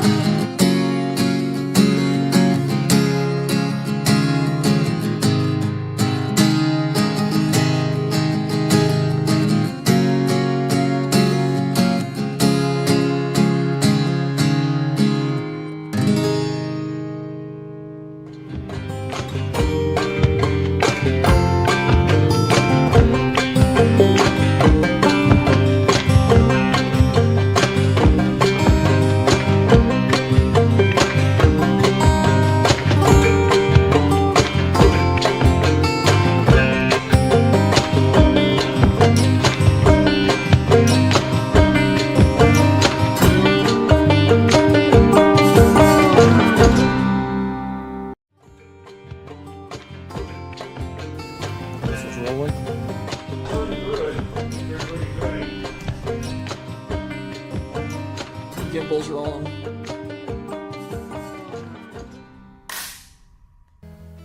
My back page.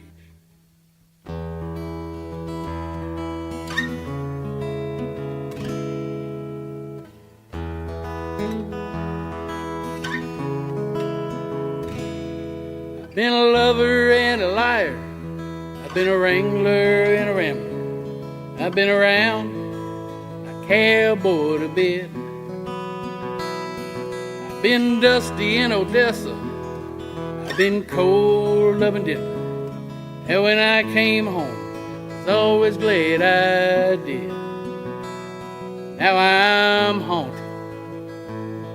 I'm haunted by my back page.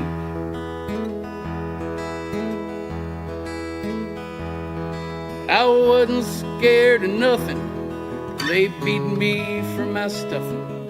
And I danced with the needle and the gun. And I pushed right to the edge, yeah, just to sweat it out in bed. And I paid for a lot of what I've done.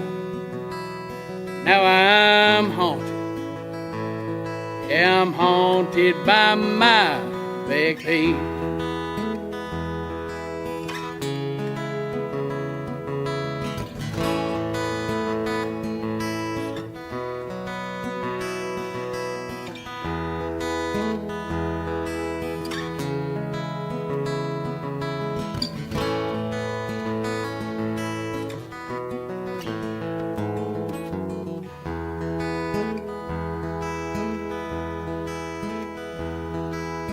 Now I walk through town, I'm dragging ghosts around. There's a memory every step and turn. They whisper in my ears, yeah, with songs and one more beer, telling me all I should have learned, that I'm haunted by my back page.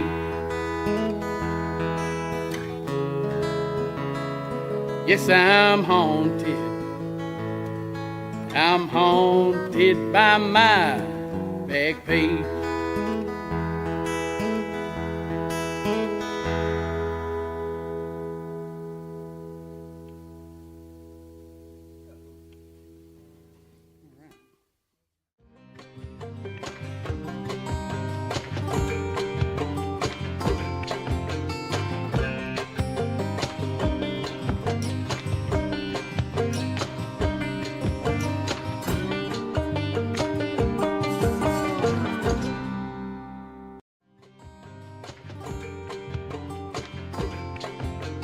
Run through it if everybody's ready.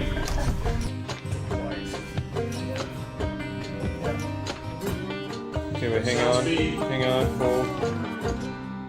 Hey y'all, this is Chad Boyd, and it's a little tune called Better From a Horse from my cowboy buddies. But if you stand in your stirrups on this ridge line, you're the first in the morning to see the sun rise. Well, I burned a lot of daylight back in my time. It's how I learned to make hay when the sun shines. These days wisdom is just good old common sense. Keep your wife and your cattle on your side of the fence.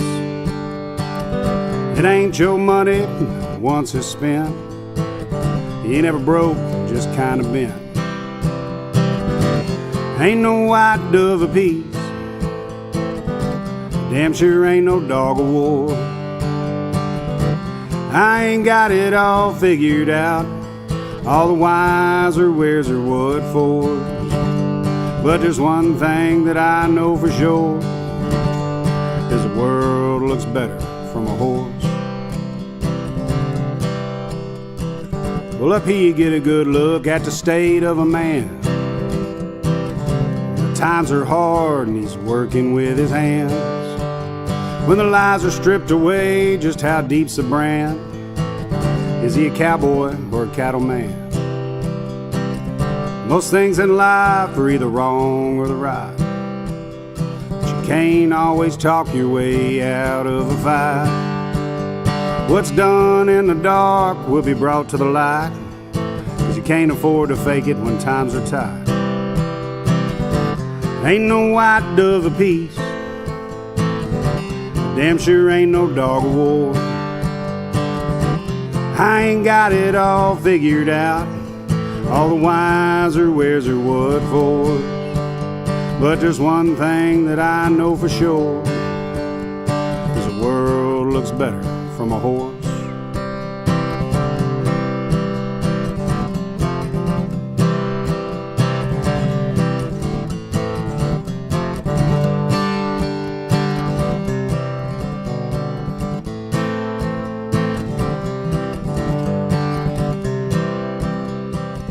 And I ain't the one to say just who is wrong or right, but you can't see the stars for all your city lights.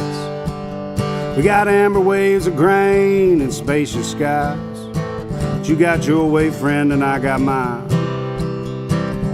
I ain't on my soapbox looking down my nose. You can have your city streets and all your fancy clothes.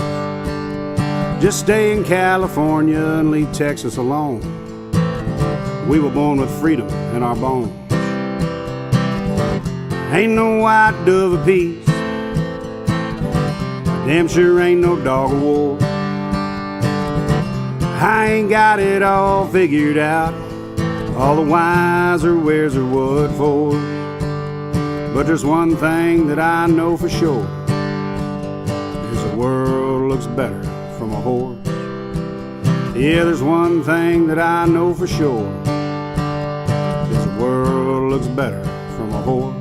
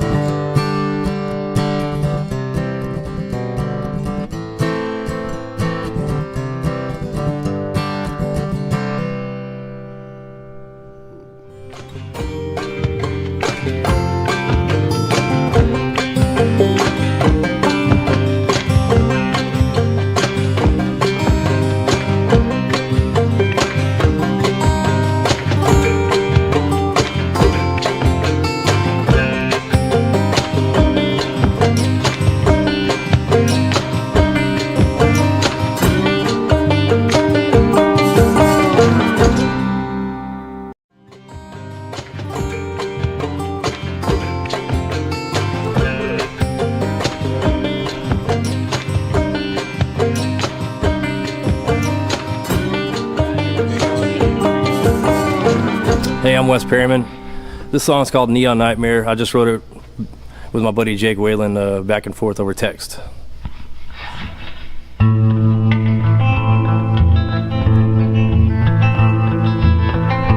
Neon nightmare, a broken lawn chair, sitting with the desk there, rain-soaked shoes.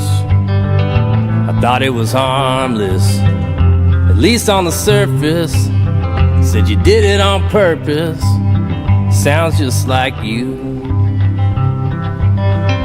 Remember down the boulevard, mad about a TV star, tried to throw out my guitar, doing 55, but I slowed my roll, got you under control, stuffed a half a can of Skol in your lip and cried.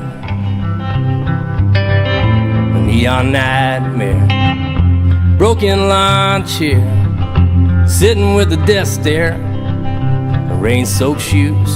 I thought it was harmless, at least on the surface. Said you did it on purpose, sounds just like you.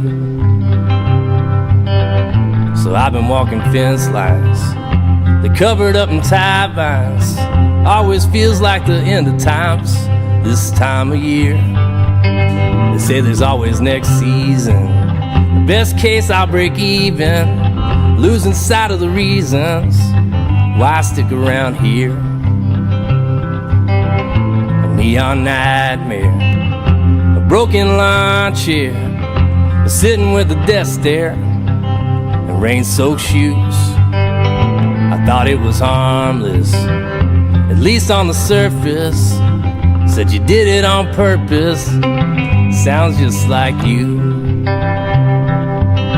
Said you did it on purpose, sounds just like you.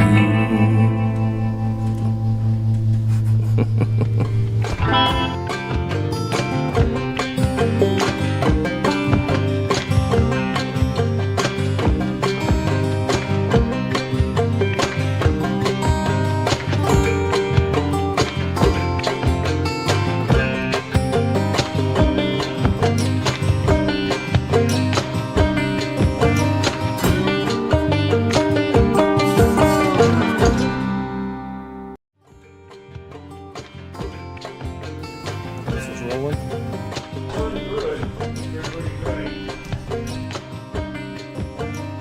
Gimbal's rolling.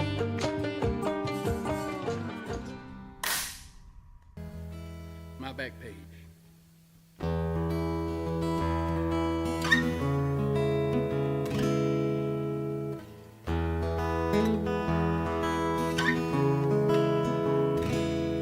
I've been a lover and a liar. I've been a wrangler and a rambler. I've been around a cowboy a bit. I've been dusty in Odessa. I've been cold loving dinner.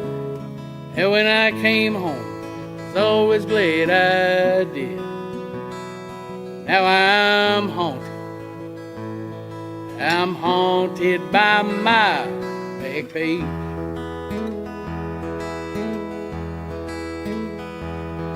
I wasn't scared of nothing. They beat me for my stuffing. And I danced with the needle and the gun.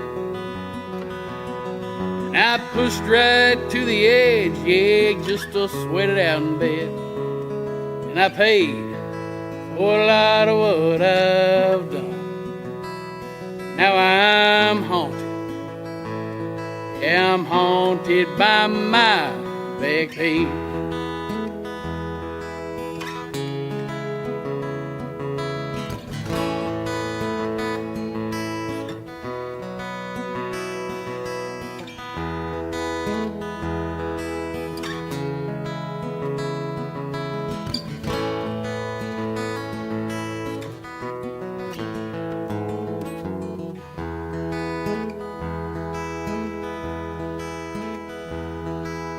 Now I walk through town, I'm dragging ghosts around. There's a memory every step and turn.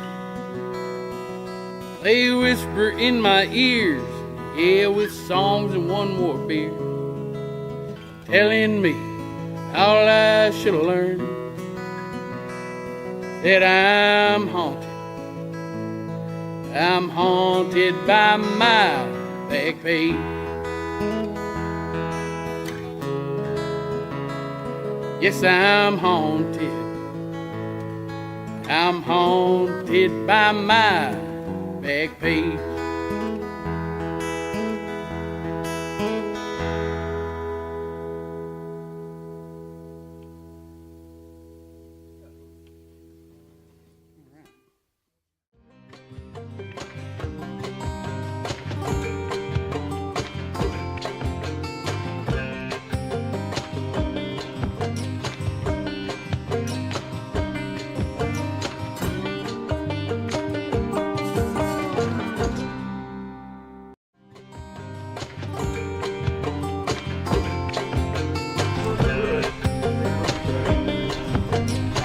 Gimbal's rolling. Okay, hang on, hold. Take two.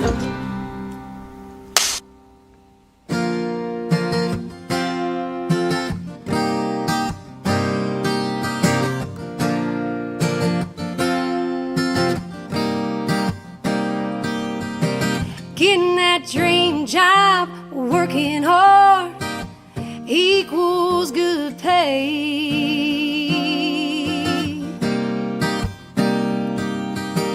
Finally catching that big old bass, it's been living in the lake.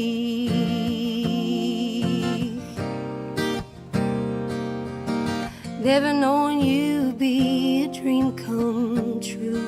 When I bumped into you, I never thought I'd go get off the road, stop playing the games, set up shop, 10-acre lot, and hang this hat on my crazier days. But you gave your heart to me, so mine's yours to take. I never knew love could feel this way. It was worth the wait. You were worth the wait. Taking that first sip of a beer that's been iced down all day.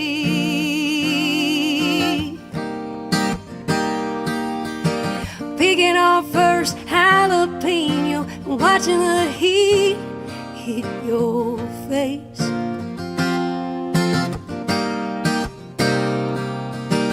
Finally laying down in the dark, listening to your heart. Never thought I'd go get off the road, stop playing games, set up shop, 10-acre lot, and hang this hat on my crazier days. But you gave your heart to me, so mine's yours to take. Never knew love could feel this way. It was worth the wait. You were worth the wait.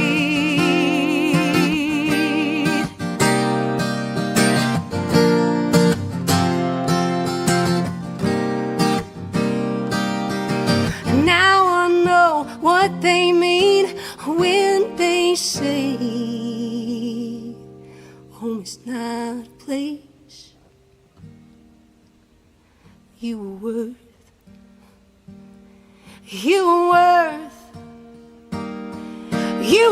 the wait. Oh, I never thought I'd go get off the road, stop playing the games, set up shop, 10-acre lot, and hang this hat on my crazier days. But you gave your heart to me, so mine's yours to take. I never knew love could feel this way. It was worth the wait. You were the wait.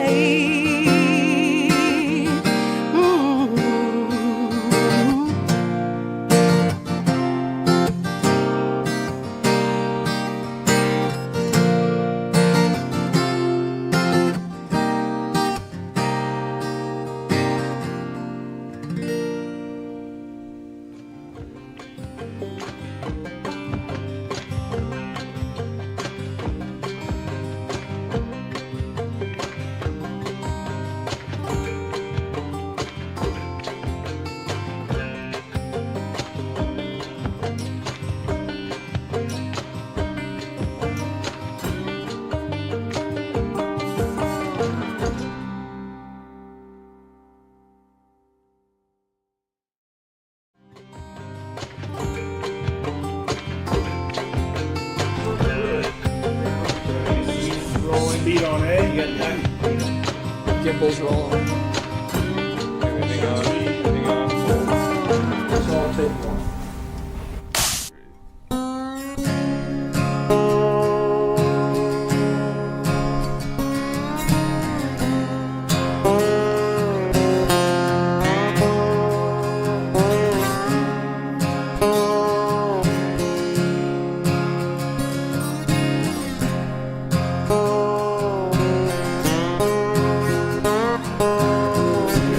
from the silver light cast down by the moon. A little wave slaps the shore on this cool mist. Are we back live on the interweb? Alrighty. Well, my name's Eli Buck Davis. He just got here. This is the Songwriter Roundup we do at Wilson Valley Mercantile first and third Thursdays of every month. And this week, we have our very special guest leaving Pagetown. Yeah. I think I played the last song on the last set. So y'all want to kick this one off? Sure. What are you thinking, Tone? What do you think about Go On and Fly? Yeah, let's do it. All right. Okay. So we're going to do one. So the name of our tour, if you're just joining us, my name is Cindy, my husband Tony. We're leaving Pagetown. We're from Page Township, Minnesota. And we left Minnesota January 30th. We've been on the road playing a bunch of shows all over. And we're on our Go On and Fly tour. It's one of our songs. You can find it on the streaming services. But it's about yes to life. Yes to life is our motto. We both have yes to life tattoos on us. And it means a lot of things to us.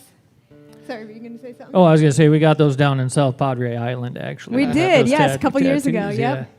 Yeah. Yes to life, it means a lot of things, and it mostly means just taking every opportunity while you can, while you're able to.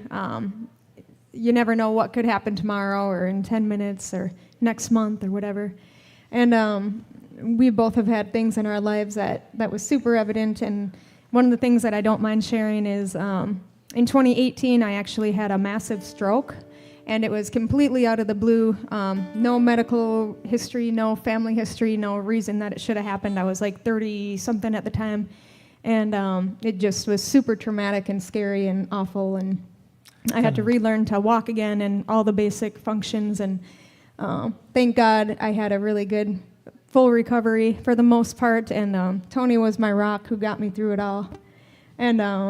And we were just dating at the time, so he did not have to be as amazing as he was, but he was not obligated. But it was an eye-opening experience. It was very eye-opening and changed our perspective on life for sure, and just about the things that matter. And we appreciate you seeing y'all saying yes to life and getting out and being here with us tonight. That's means a lot. So this is called Go On and Fly. On and Fly. 2, 3.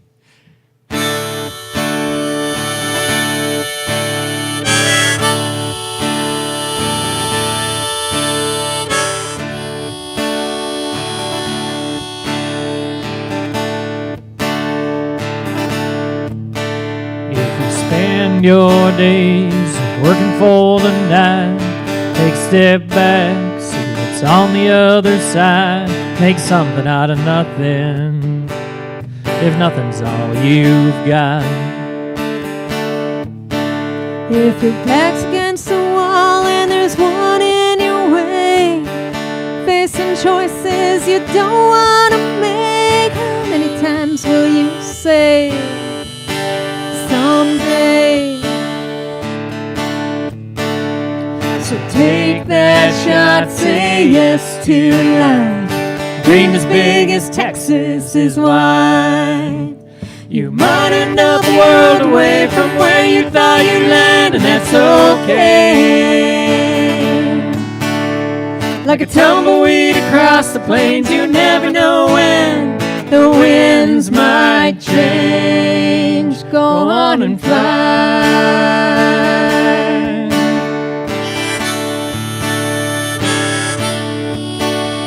As much as you want, you can't change the past.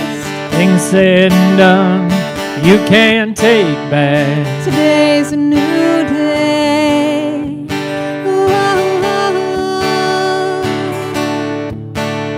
So take that shot, say yes to life. Dream as big as Texas is wide. You might end up a world away from where you thought you'd land, and that's okay. Like a tumbleweed across the plains, you never know when the winds might change. Go on and fly.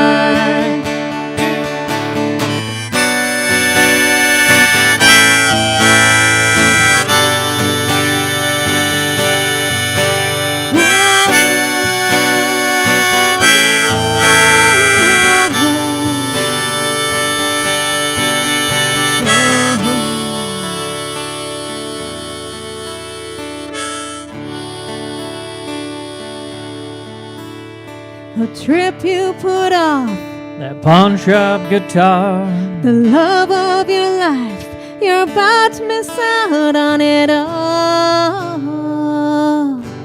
Don't let it pass you by. So take that shot, say yes to life. Dream as big as Texas is wide. You might end up worlds away from where you thought you'd land, and that's okay. Like a tumbleweed across the plains, you never know when the winds might change. Go on and fly. Go on and fly. Go on and fly.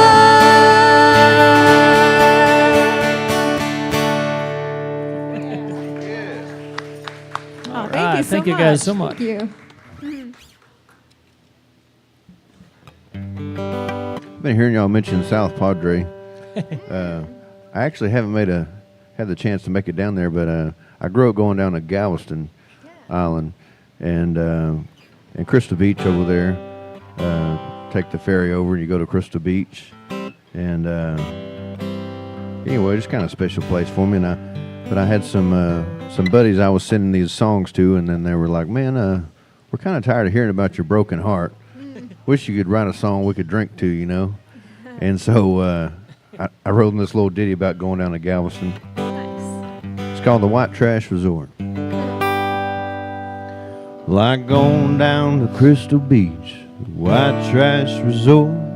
You'll find me drinking Keystone Light on a beach house front porch. Well, I ain't no Rastafari man, but I like a good party on the sand. Every once in a while, I like a little reggae, little bit of smoke, whole lot of whiskey with a little bit of coke. Like the sun beating down over my head, there's a good-looking woman in my bed at the Roach Motel at the White Trash Resort.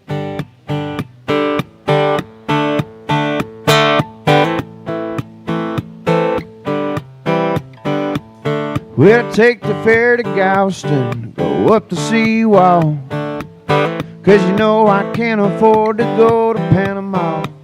So I've gone down to the bars on the Strand, and I look for some guy with a guitar in his hand. He's playing a little reggae, little bit of smoke, whole lot of whiskey with a little bit of coke.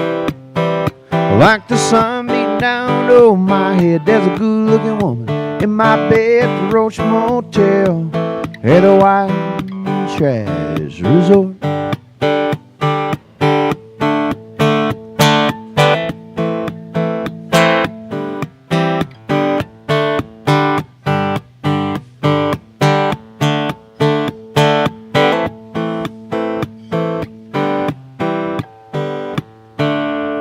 Well, the weekend is over and I gotta head back with an empty bottle and a clothes that I'd pack.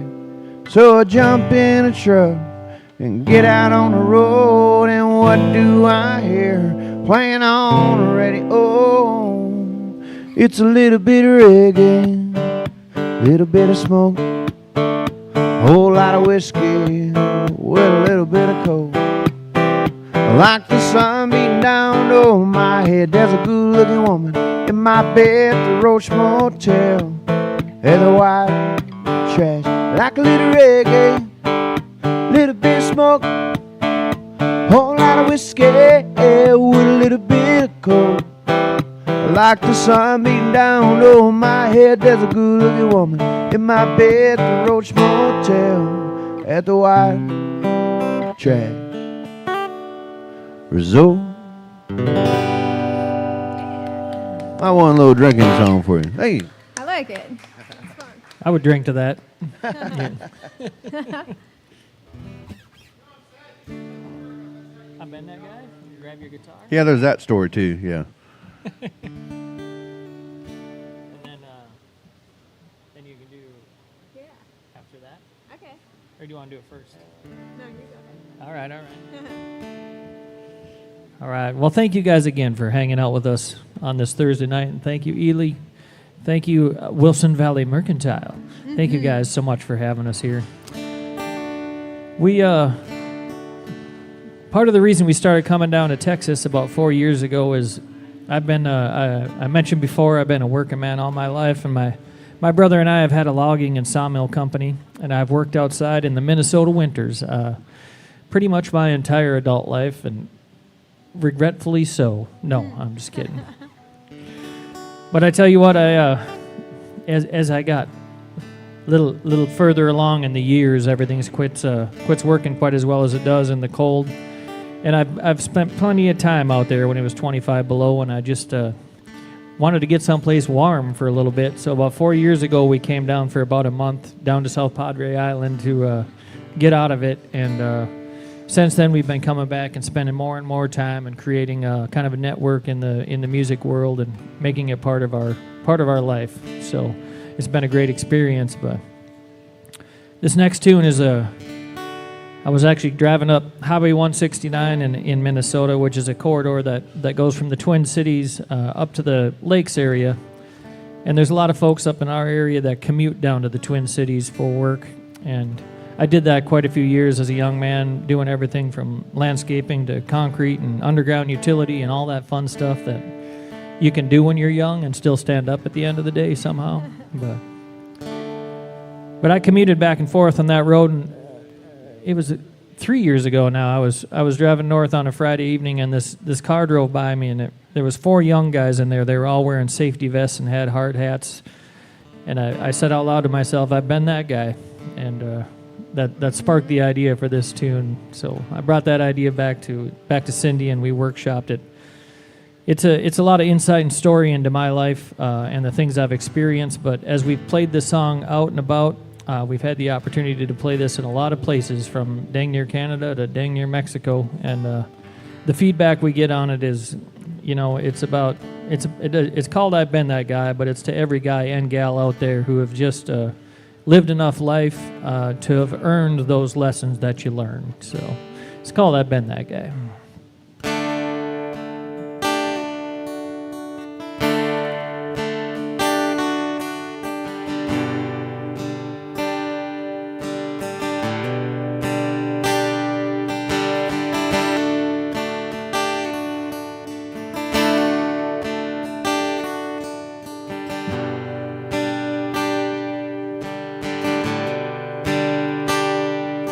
Have you sat in the back of a beat-up car, safety vests and old Carhartts?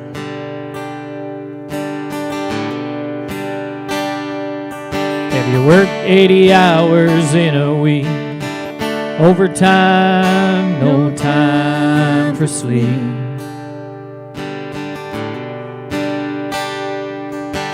Have you said things that you regret and never had the chance to take them back? Have you ever been the one to make her cry? I've been that guy.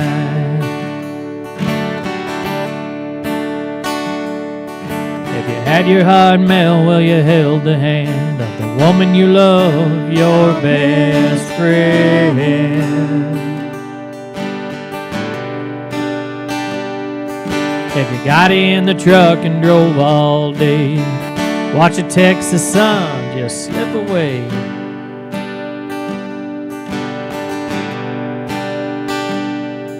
Have you ever heard a song that spoke so true, it was like it was written just for you? Melody brought a teardrop from your eye. I've been that guy. I've been that guy who worked too hard, I said too much and gone too far. Been that guy who caused some tears, a reckless youth without a fear. Been that guy who wouldn't listen to all the things my old man knew, then lived long enough to know he was right.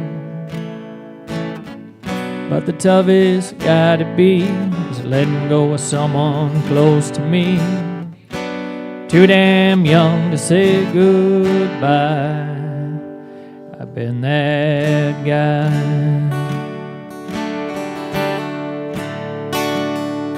Have you looked him in the eye and not backed down? Left your mark in every town you've been. I believe we have. Has your buddy ever drove you way too fast? That Mustang couldn't take the crash, oh no. Have you lived a life with a brother and a friend, running like hell through thick or thin? Had each other's back no matter why. I've been that guy. Well, I've cheated death and seen some friends not do the same. I bottled myself up in that whiskey after burying Mom on that hot July day. That hot July day. And I've been that guy who worked too hard. I said too much and gone too far. I've been that guy who caused some tears, a reckless youth without a fear. Been that guy who wouldn't listen to all the things my old man knew. That lived long enough to know he was right. But the toughest gotta be just letting go of someone close to me. Gathered round her bed, we said goodbye. I've been that guy.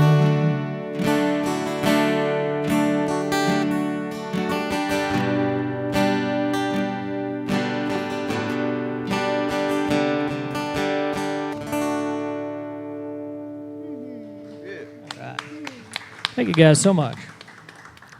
My dad loves that part when I say I lived long enough to know he was right. I'll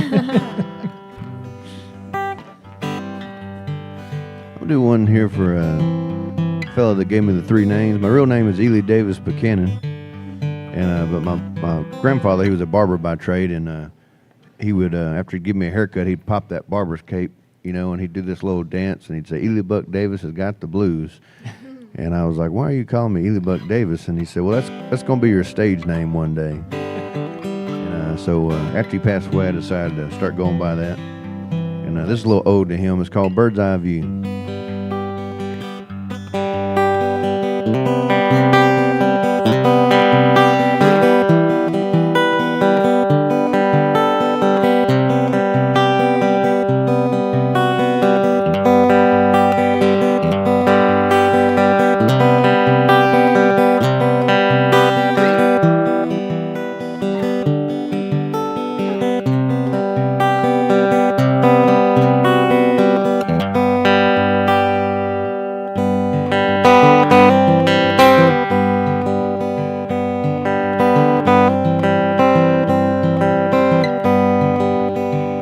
Well, I'm getting stoned on my granddaddy's porch. And now that he's long gone, I can't hear his stories anymore. Where he faded away like the tattoos on his skin. I better be changing my ways if I want to see him again. Have mercy, Lord, would you let me in? Have mercy, Lord, I miss my friend. Oh, but I can hear him saying every night I'm playing somewhere new. Don't you cry, I'll be looking down on you. Yeah, don't you cry. be watching you. And I got the best seat in the house with a bird's eye view.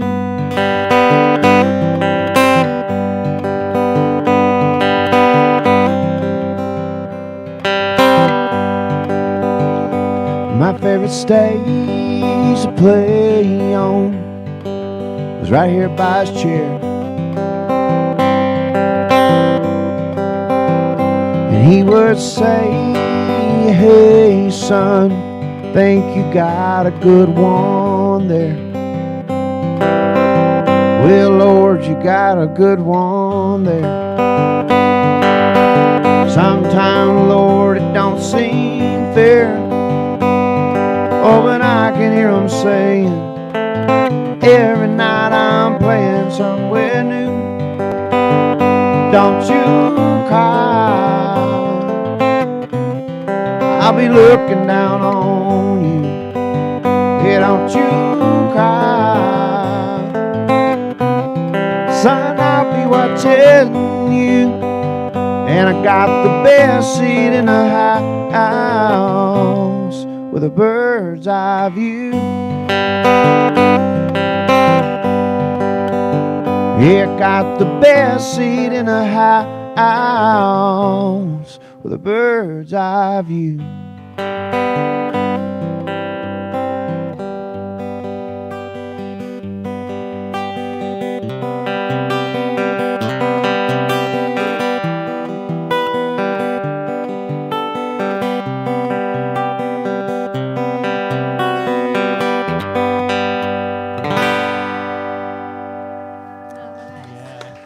There you go.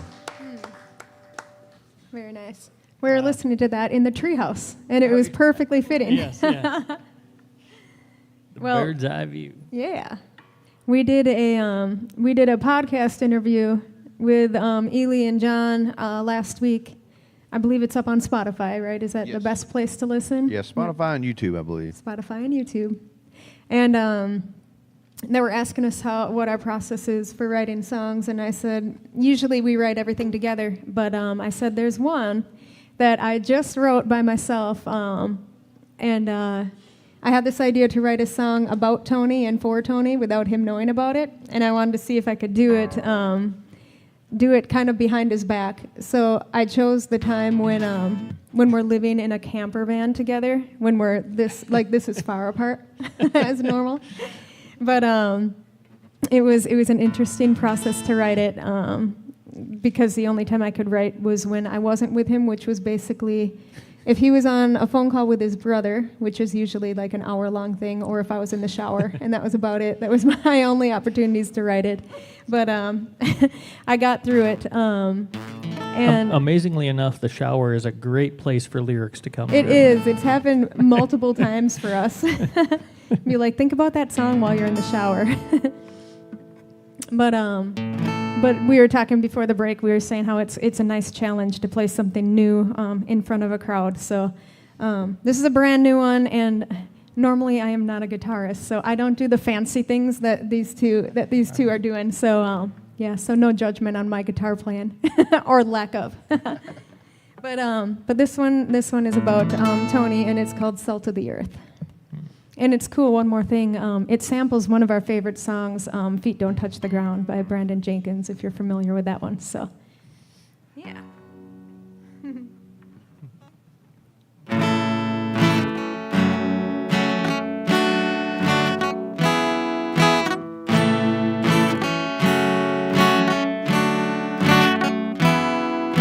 You gave me a ring and your Taylor guitar. You stole our first kiss and every piece of my heart. When I look at you and your baby blues, your goodness shines through. I feel thankful for the man you are, 'cause you're the salt of the earth, my biggest fan. Like Brandon Jenkins said, my feet don't touch the ground. I messed that part up, sorry. You're the salt of the earth, my biggest fan.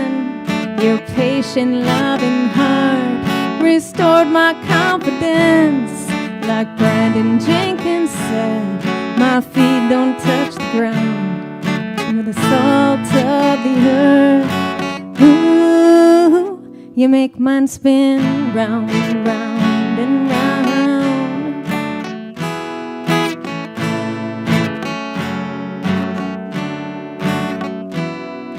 You taught me to two-step, led me to the stage. You built us a home in the township of Page. Best thing in my life, you feel right, I love being your wife. I feel thankful with you always. 'Cause you're the salt of the earth, my biggest fan. Your patient, loving heart restored my confidence.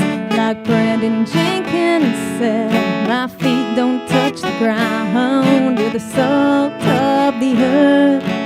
Ooh, you make mine spin round and round and round.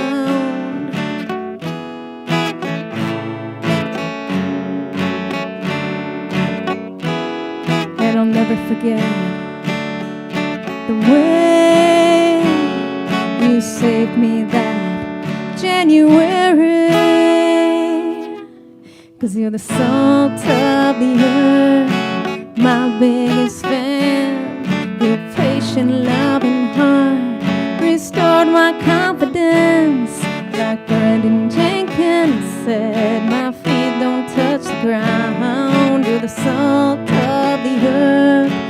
Ooh, you make mine spin round and round and round.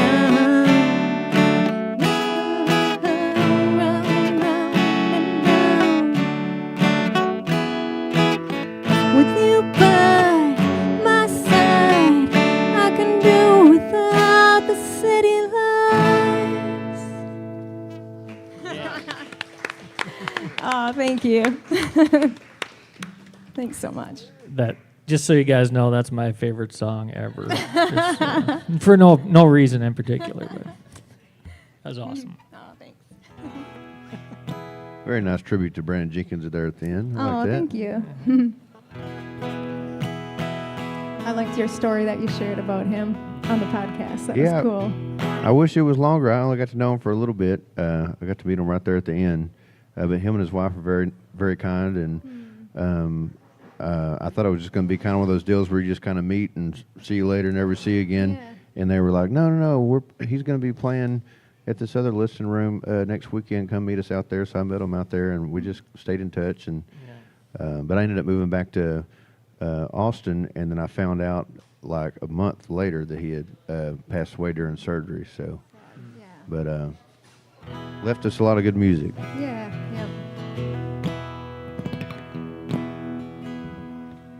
I'm gonna do one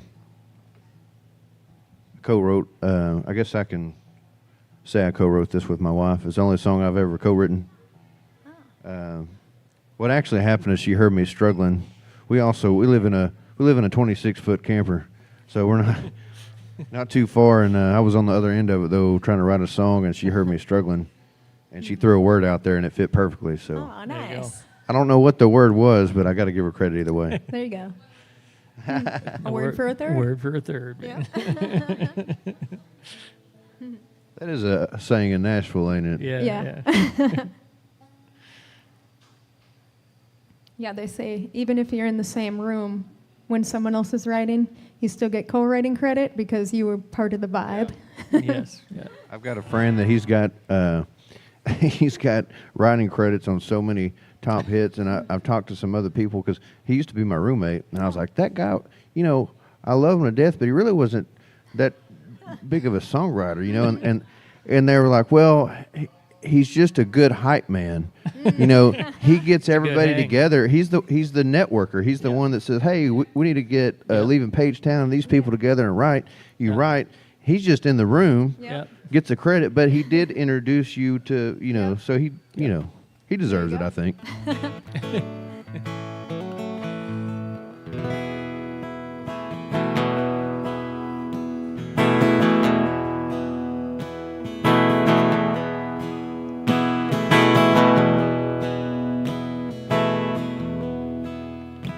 She got paint on her legs, paint on her clothes. Who the hell is Michelangelo? Oh, she too pretty for my kind of poetry. Yeah, she too pretty for my kind of poetry. And there's a midnight sun in her mother's country. Son of a gun, I feel kind of funky. Ran out of foreign cash, spent it all on your old hash. Wondering how the hell we'll get back to a country so young. I'll take what we can, leave them on a note to be sung. Forests are covered by footprints of ghosts. We found each other where the mushroom grow. Oh, she too pretty for my kind of poetry. Yeah, she too pretty for my kind of poetry. And there's a midnight sun in her mother's country. Son of a gun, I feel kind of funky. Ran out of foreign cash, spent it all on your old hash. Wondering how the hell we'll get back to a country so young. I'll take what we can, leave them on a note to be sung.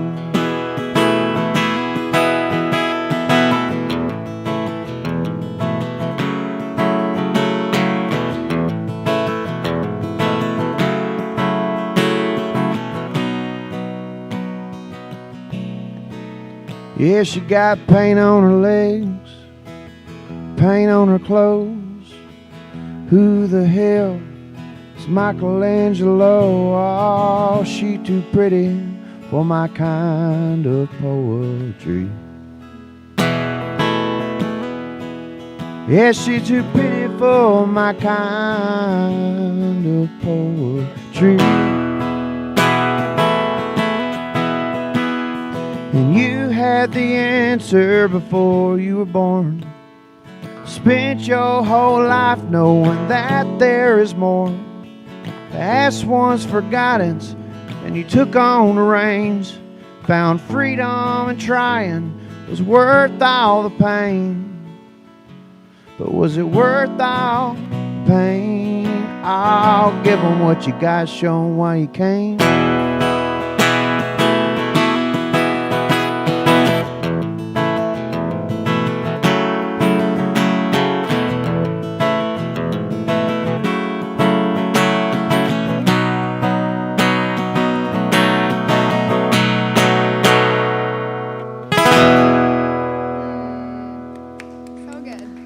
Thank you.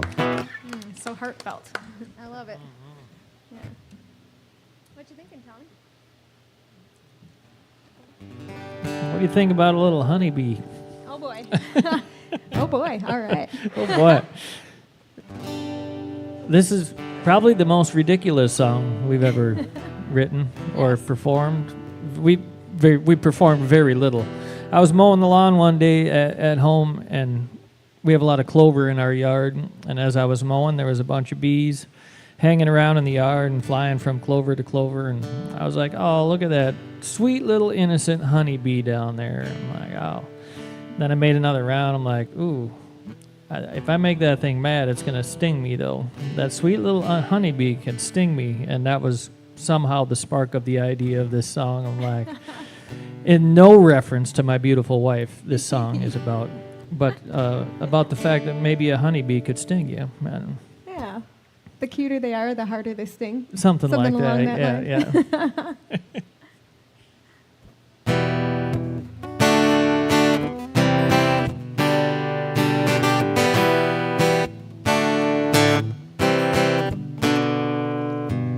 Everybody knows a bull's got the horns. No red rose comes without a thorn.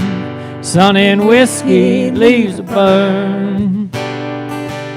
Bark all you want, better pick the right tree. You might get out by the skin of your teeth. Don't turn your back on a honeybee.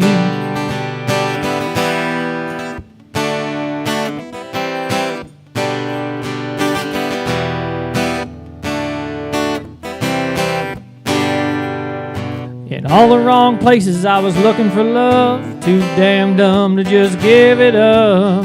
When I heard that buzz, I should have cut and run. She was out there pollinating every flower in town. She looked so cute and innocent, but boy, could she get down. She beeline straight for me, and oh, she smelled so sweet. She backed right up and stung me once now. She's dead to me.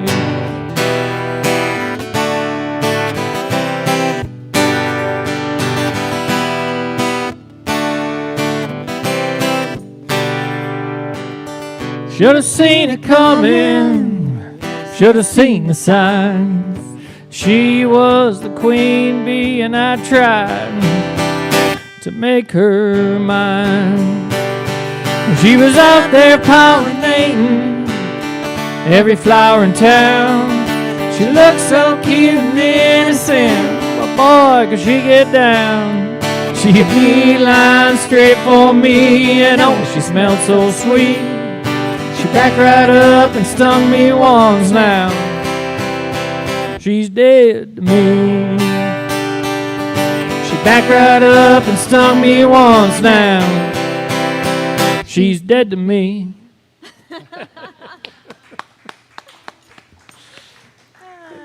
Thank you, and I'm sorry. That's it.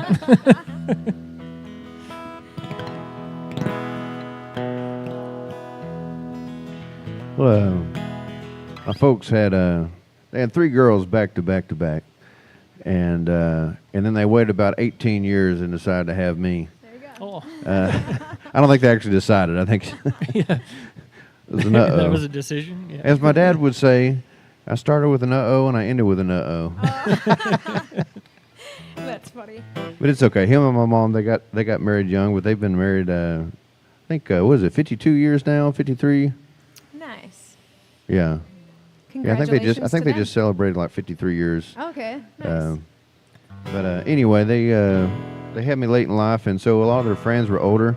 But my mom and dad, they still wanted to go on dates and things, and they were in their 40s, I think, when they had me, and so that they were still getting around, and they would drop me off with their friends, and a lot of their friends were older though, and so they dropped me off with this old man. He was probably in his 70s or 80s at the time, and he was an old coon hunter, and because I guess all their other friends were working or busy with grandkids or whatever, and so they just dropped me off with this old man, so they could go on a date, and I would go coon hunt with this old man. Nice. All night, and then whenever they got back from their date, they would meet up somewhere, and he would drop me off with them, That's cool. And I was too young; I don't remember much about the hunts, but I do remember them dropping me off, and I remember he always kept a cassette tape, and he would record the hunts because he wasn't really that concerned about bagging a coon or anything. His main thing was just letting the dogs do what they were bred to do, Okay.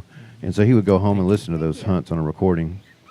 But anyway, he's kind of a legendary outdoorsman where I'm from, and he had a column in a magazine called Full Cry Magazine. I think it's still in print somewhere, but this is a little tribute to him. It's called Josie. It's about a dog we shared. Josie was a young mountain cur owned by Mr. Ralph. When she smelt the scent of a boar coon, she'd open up her mouth. Well, always determined to bay before the moon bowed to the sun. Mr. Ralph would call to her as he loaded up his gun, and he said, "Oh, talk to him, Josie, don't you let him get away. Stay on that tree, my baby girl, Daddy's on his way. Come a running through the wood with a 22 and a huckleberry root for a cane, singing, hey, talk to him, Josie, don't you let him get away."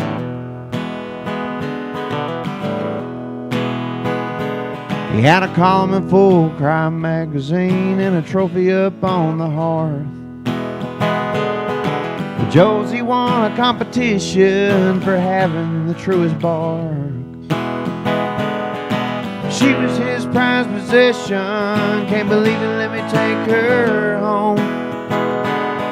But somehow Mr. Ralph knew that he didn't have very long.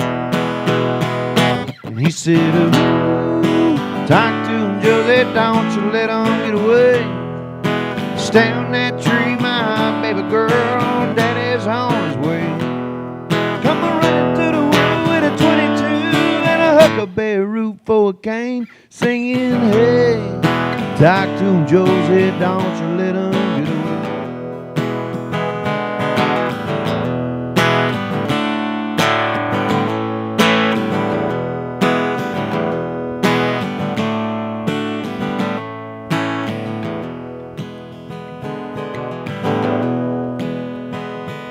Well, I took old Josie for a hunt one night. She was quick to find the track. Well, she must have run 100 miles away when the hair raised on my back. Now when I go across the river down through the piney woods, it was the sound of that old man yelling the best he could. And he said, ooh, talk to him, Josie, don't you let him get away. Stay on that tree, my baby girl, Daddy's on his way. Come on running through the wood with a 22 and a huckleberry root for a cane, singing, hey, talk to him, Josie, don't you let him get away. And he said, ooh, talk to him, Josie, don't you let him get away. That's so good. Little coon hunting song. He actually lived to be like 100 years old, and I don't even think he retired till he was like 65 or 70. But then he got to live, another 30 years after that. Oh, wow. And enjoys coon hunting. Oh, nice. That's cool. That was a cool song. I liked it. Yeah. Great. Yeah. A new Scotty song? Yeah. Yeah. Okay. This is when we wanted to write a song about appreciating the small things. The idea was from, if you were here earlier, I mentioned that I had a stroke in 2018, and it just changed our perspective on appreciating the small things. And we wanted to write a song around that idea. But then the more we got into the lyrics, we thought, well, let's not talk about what happened to me. Let's talk about what happened to a really good friend of ours, and I'll let Tony tell that part of it. A really good friend of ours, his name is Scotty. Yeah, and Tony's been friends with him since I think you guys were 12. Yeah, yep. Yeah. Since we had our first beer together at 12, yes. Yep. Now, as I mentioned before, we commuted down to the cities when we were young men, and Scotty was a good friend of mine, like you said, from 12 years old. I just remember grabbing that beer out of their freezer, and he asked his dad. Out of the freezer? Or fridge. Yeah, did I say freezer? That's all right. Well, I mean, it's tough. It's like, some people like frozen beer. Yeah, they do. Beer colada. No, and his old man was like, you can have one, go in the fish house and drink it. And we were like, all right, that's exactly what we're going to do. I like it. But he was working with me when we were 18 years old, commuting back and forth to the cities like we talked about. We were working a lot of long hours, and he ended up falling asleep one weekend night, and rolling his truck a few times, and he laid in that ditch for a few hours before anybody found him. It was kind of crazy. I passed him on the road that night, like a mile before he went in the ditch, and I was wondering why he didn't tap his brake lights at me, but didn't think much of it. And then his dad actually is on the fire department, and he got called out to the call early that morning, but he missed the truck to get to the call, which was a blessing in disguise right there. But he just he had a lot happen to him, and he has not let it slow him down in life. He just continues living his life, and he doesn't ask for pity, and he doesn't change. He's got a great job and a house and all of the things, and he's somebody we like to guide ourselves by a little bit, because he's been hit pretty hard, and he doesn't let it slow him down. So this is Scotty's song. Mm-hmm.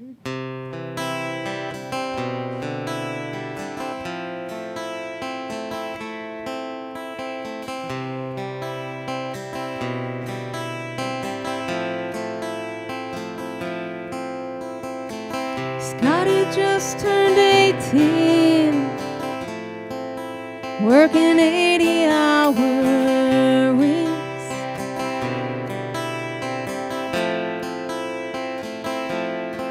When you're young, you feel invincible. Ain't no need for sleep.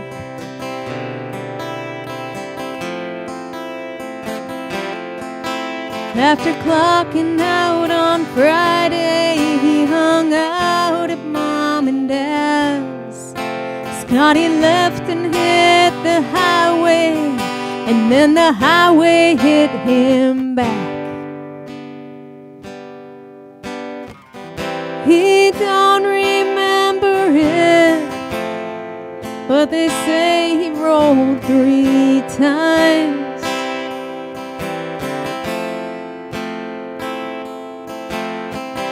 He laid there in the ditch until the early morning light.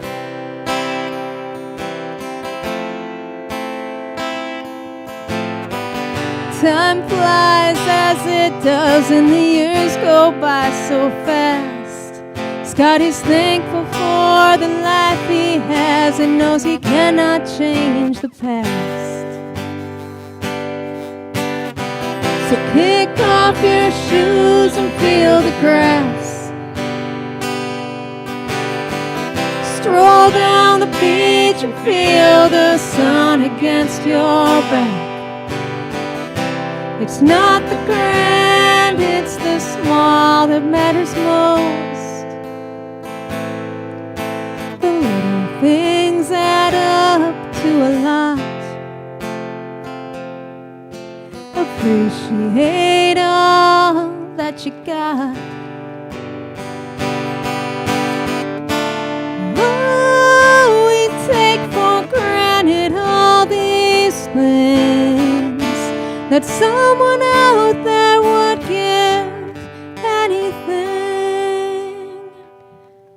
Scotty hasn't stood up since that summer day.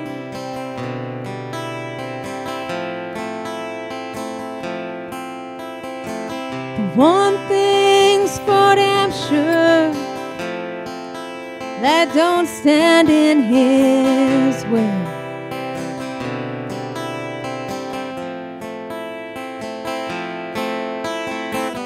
He loves his life, his dog, and his hunting trips out west.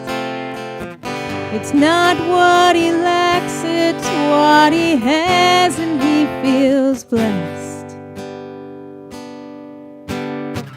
So kick off your shoes and feel the grass. Stroll down the beach and feel the sun against your back. It's not the grand, it's the small that matters most.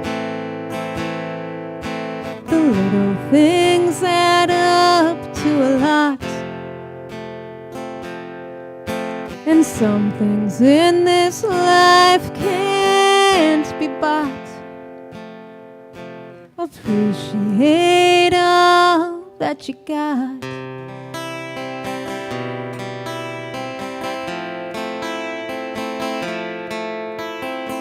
Scotty just turned 18.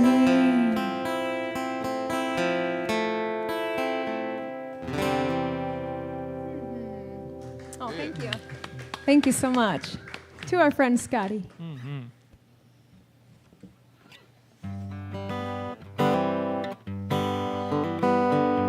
Well, thanks again for y'all being here and sticking around with us and listening. And Thank you. Thank you guys so much. thank y'all for being here. Thank you, John. We got one more song here.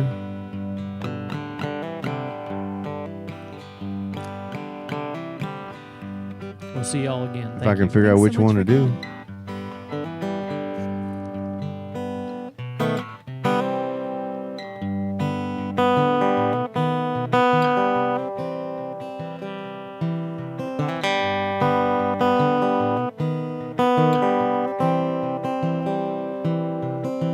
showed up in a time machine, said, boy, won't you get on in?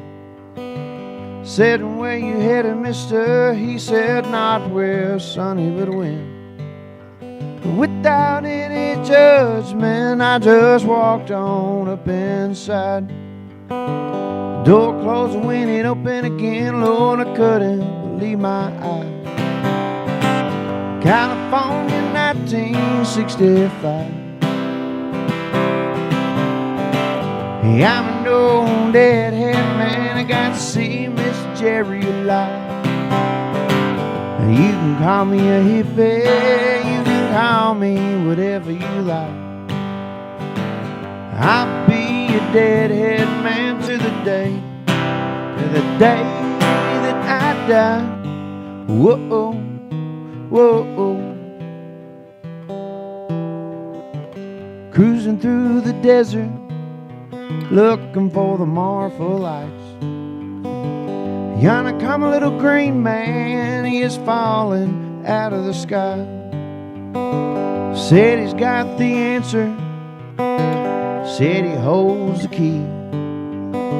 Well, if you so damn smart, man, why the hell would you ever leave California, 1965?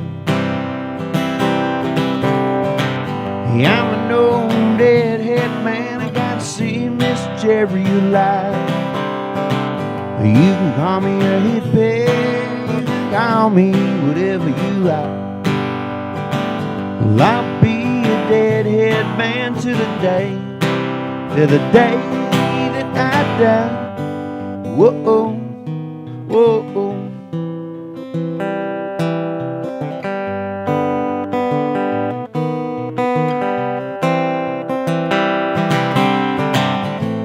You don't have to click your heels.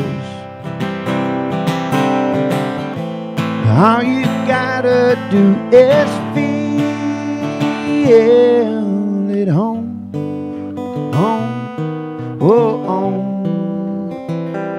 and you'll be home.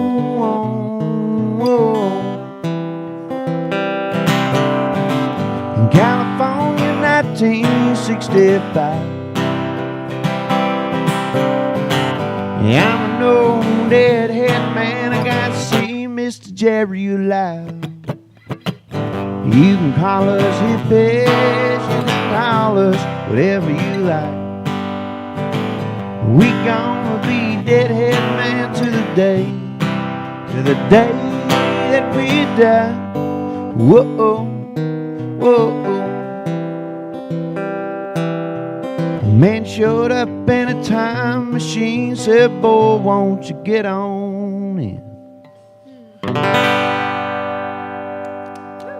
I appreciate it. Well, that'll be the conclusion of the Songwriter Roundup. Thank you all again for being here. Oh, thanks for having us. Good luck on the blast. rest of your tour. You got some more shows coming up, right? Thank you. Yeah, we have, is it two more?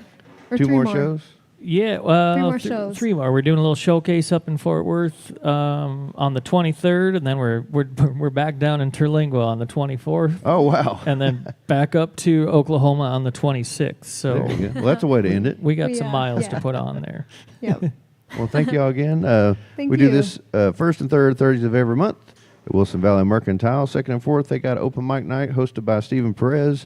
If there happens to be a fourth Thursday, they might have a movie night or steak night or something like that. And live music every weekend. So y'all come back and check them out. Thank y'all so much. We'll see y'all next time. Thank you so much Thank for you. having us.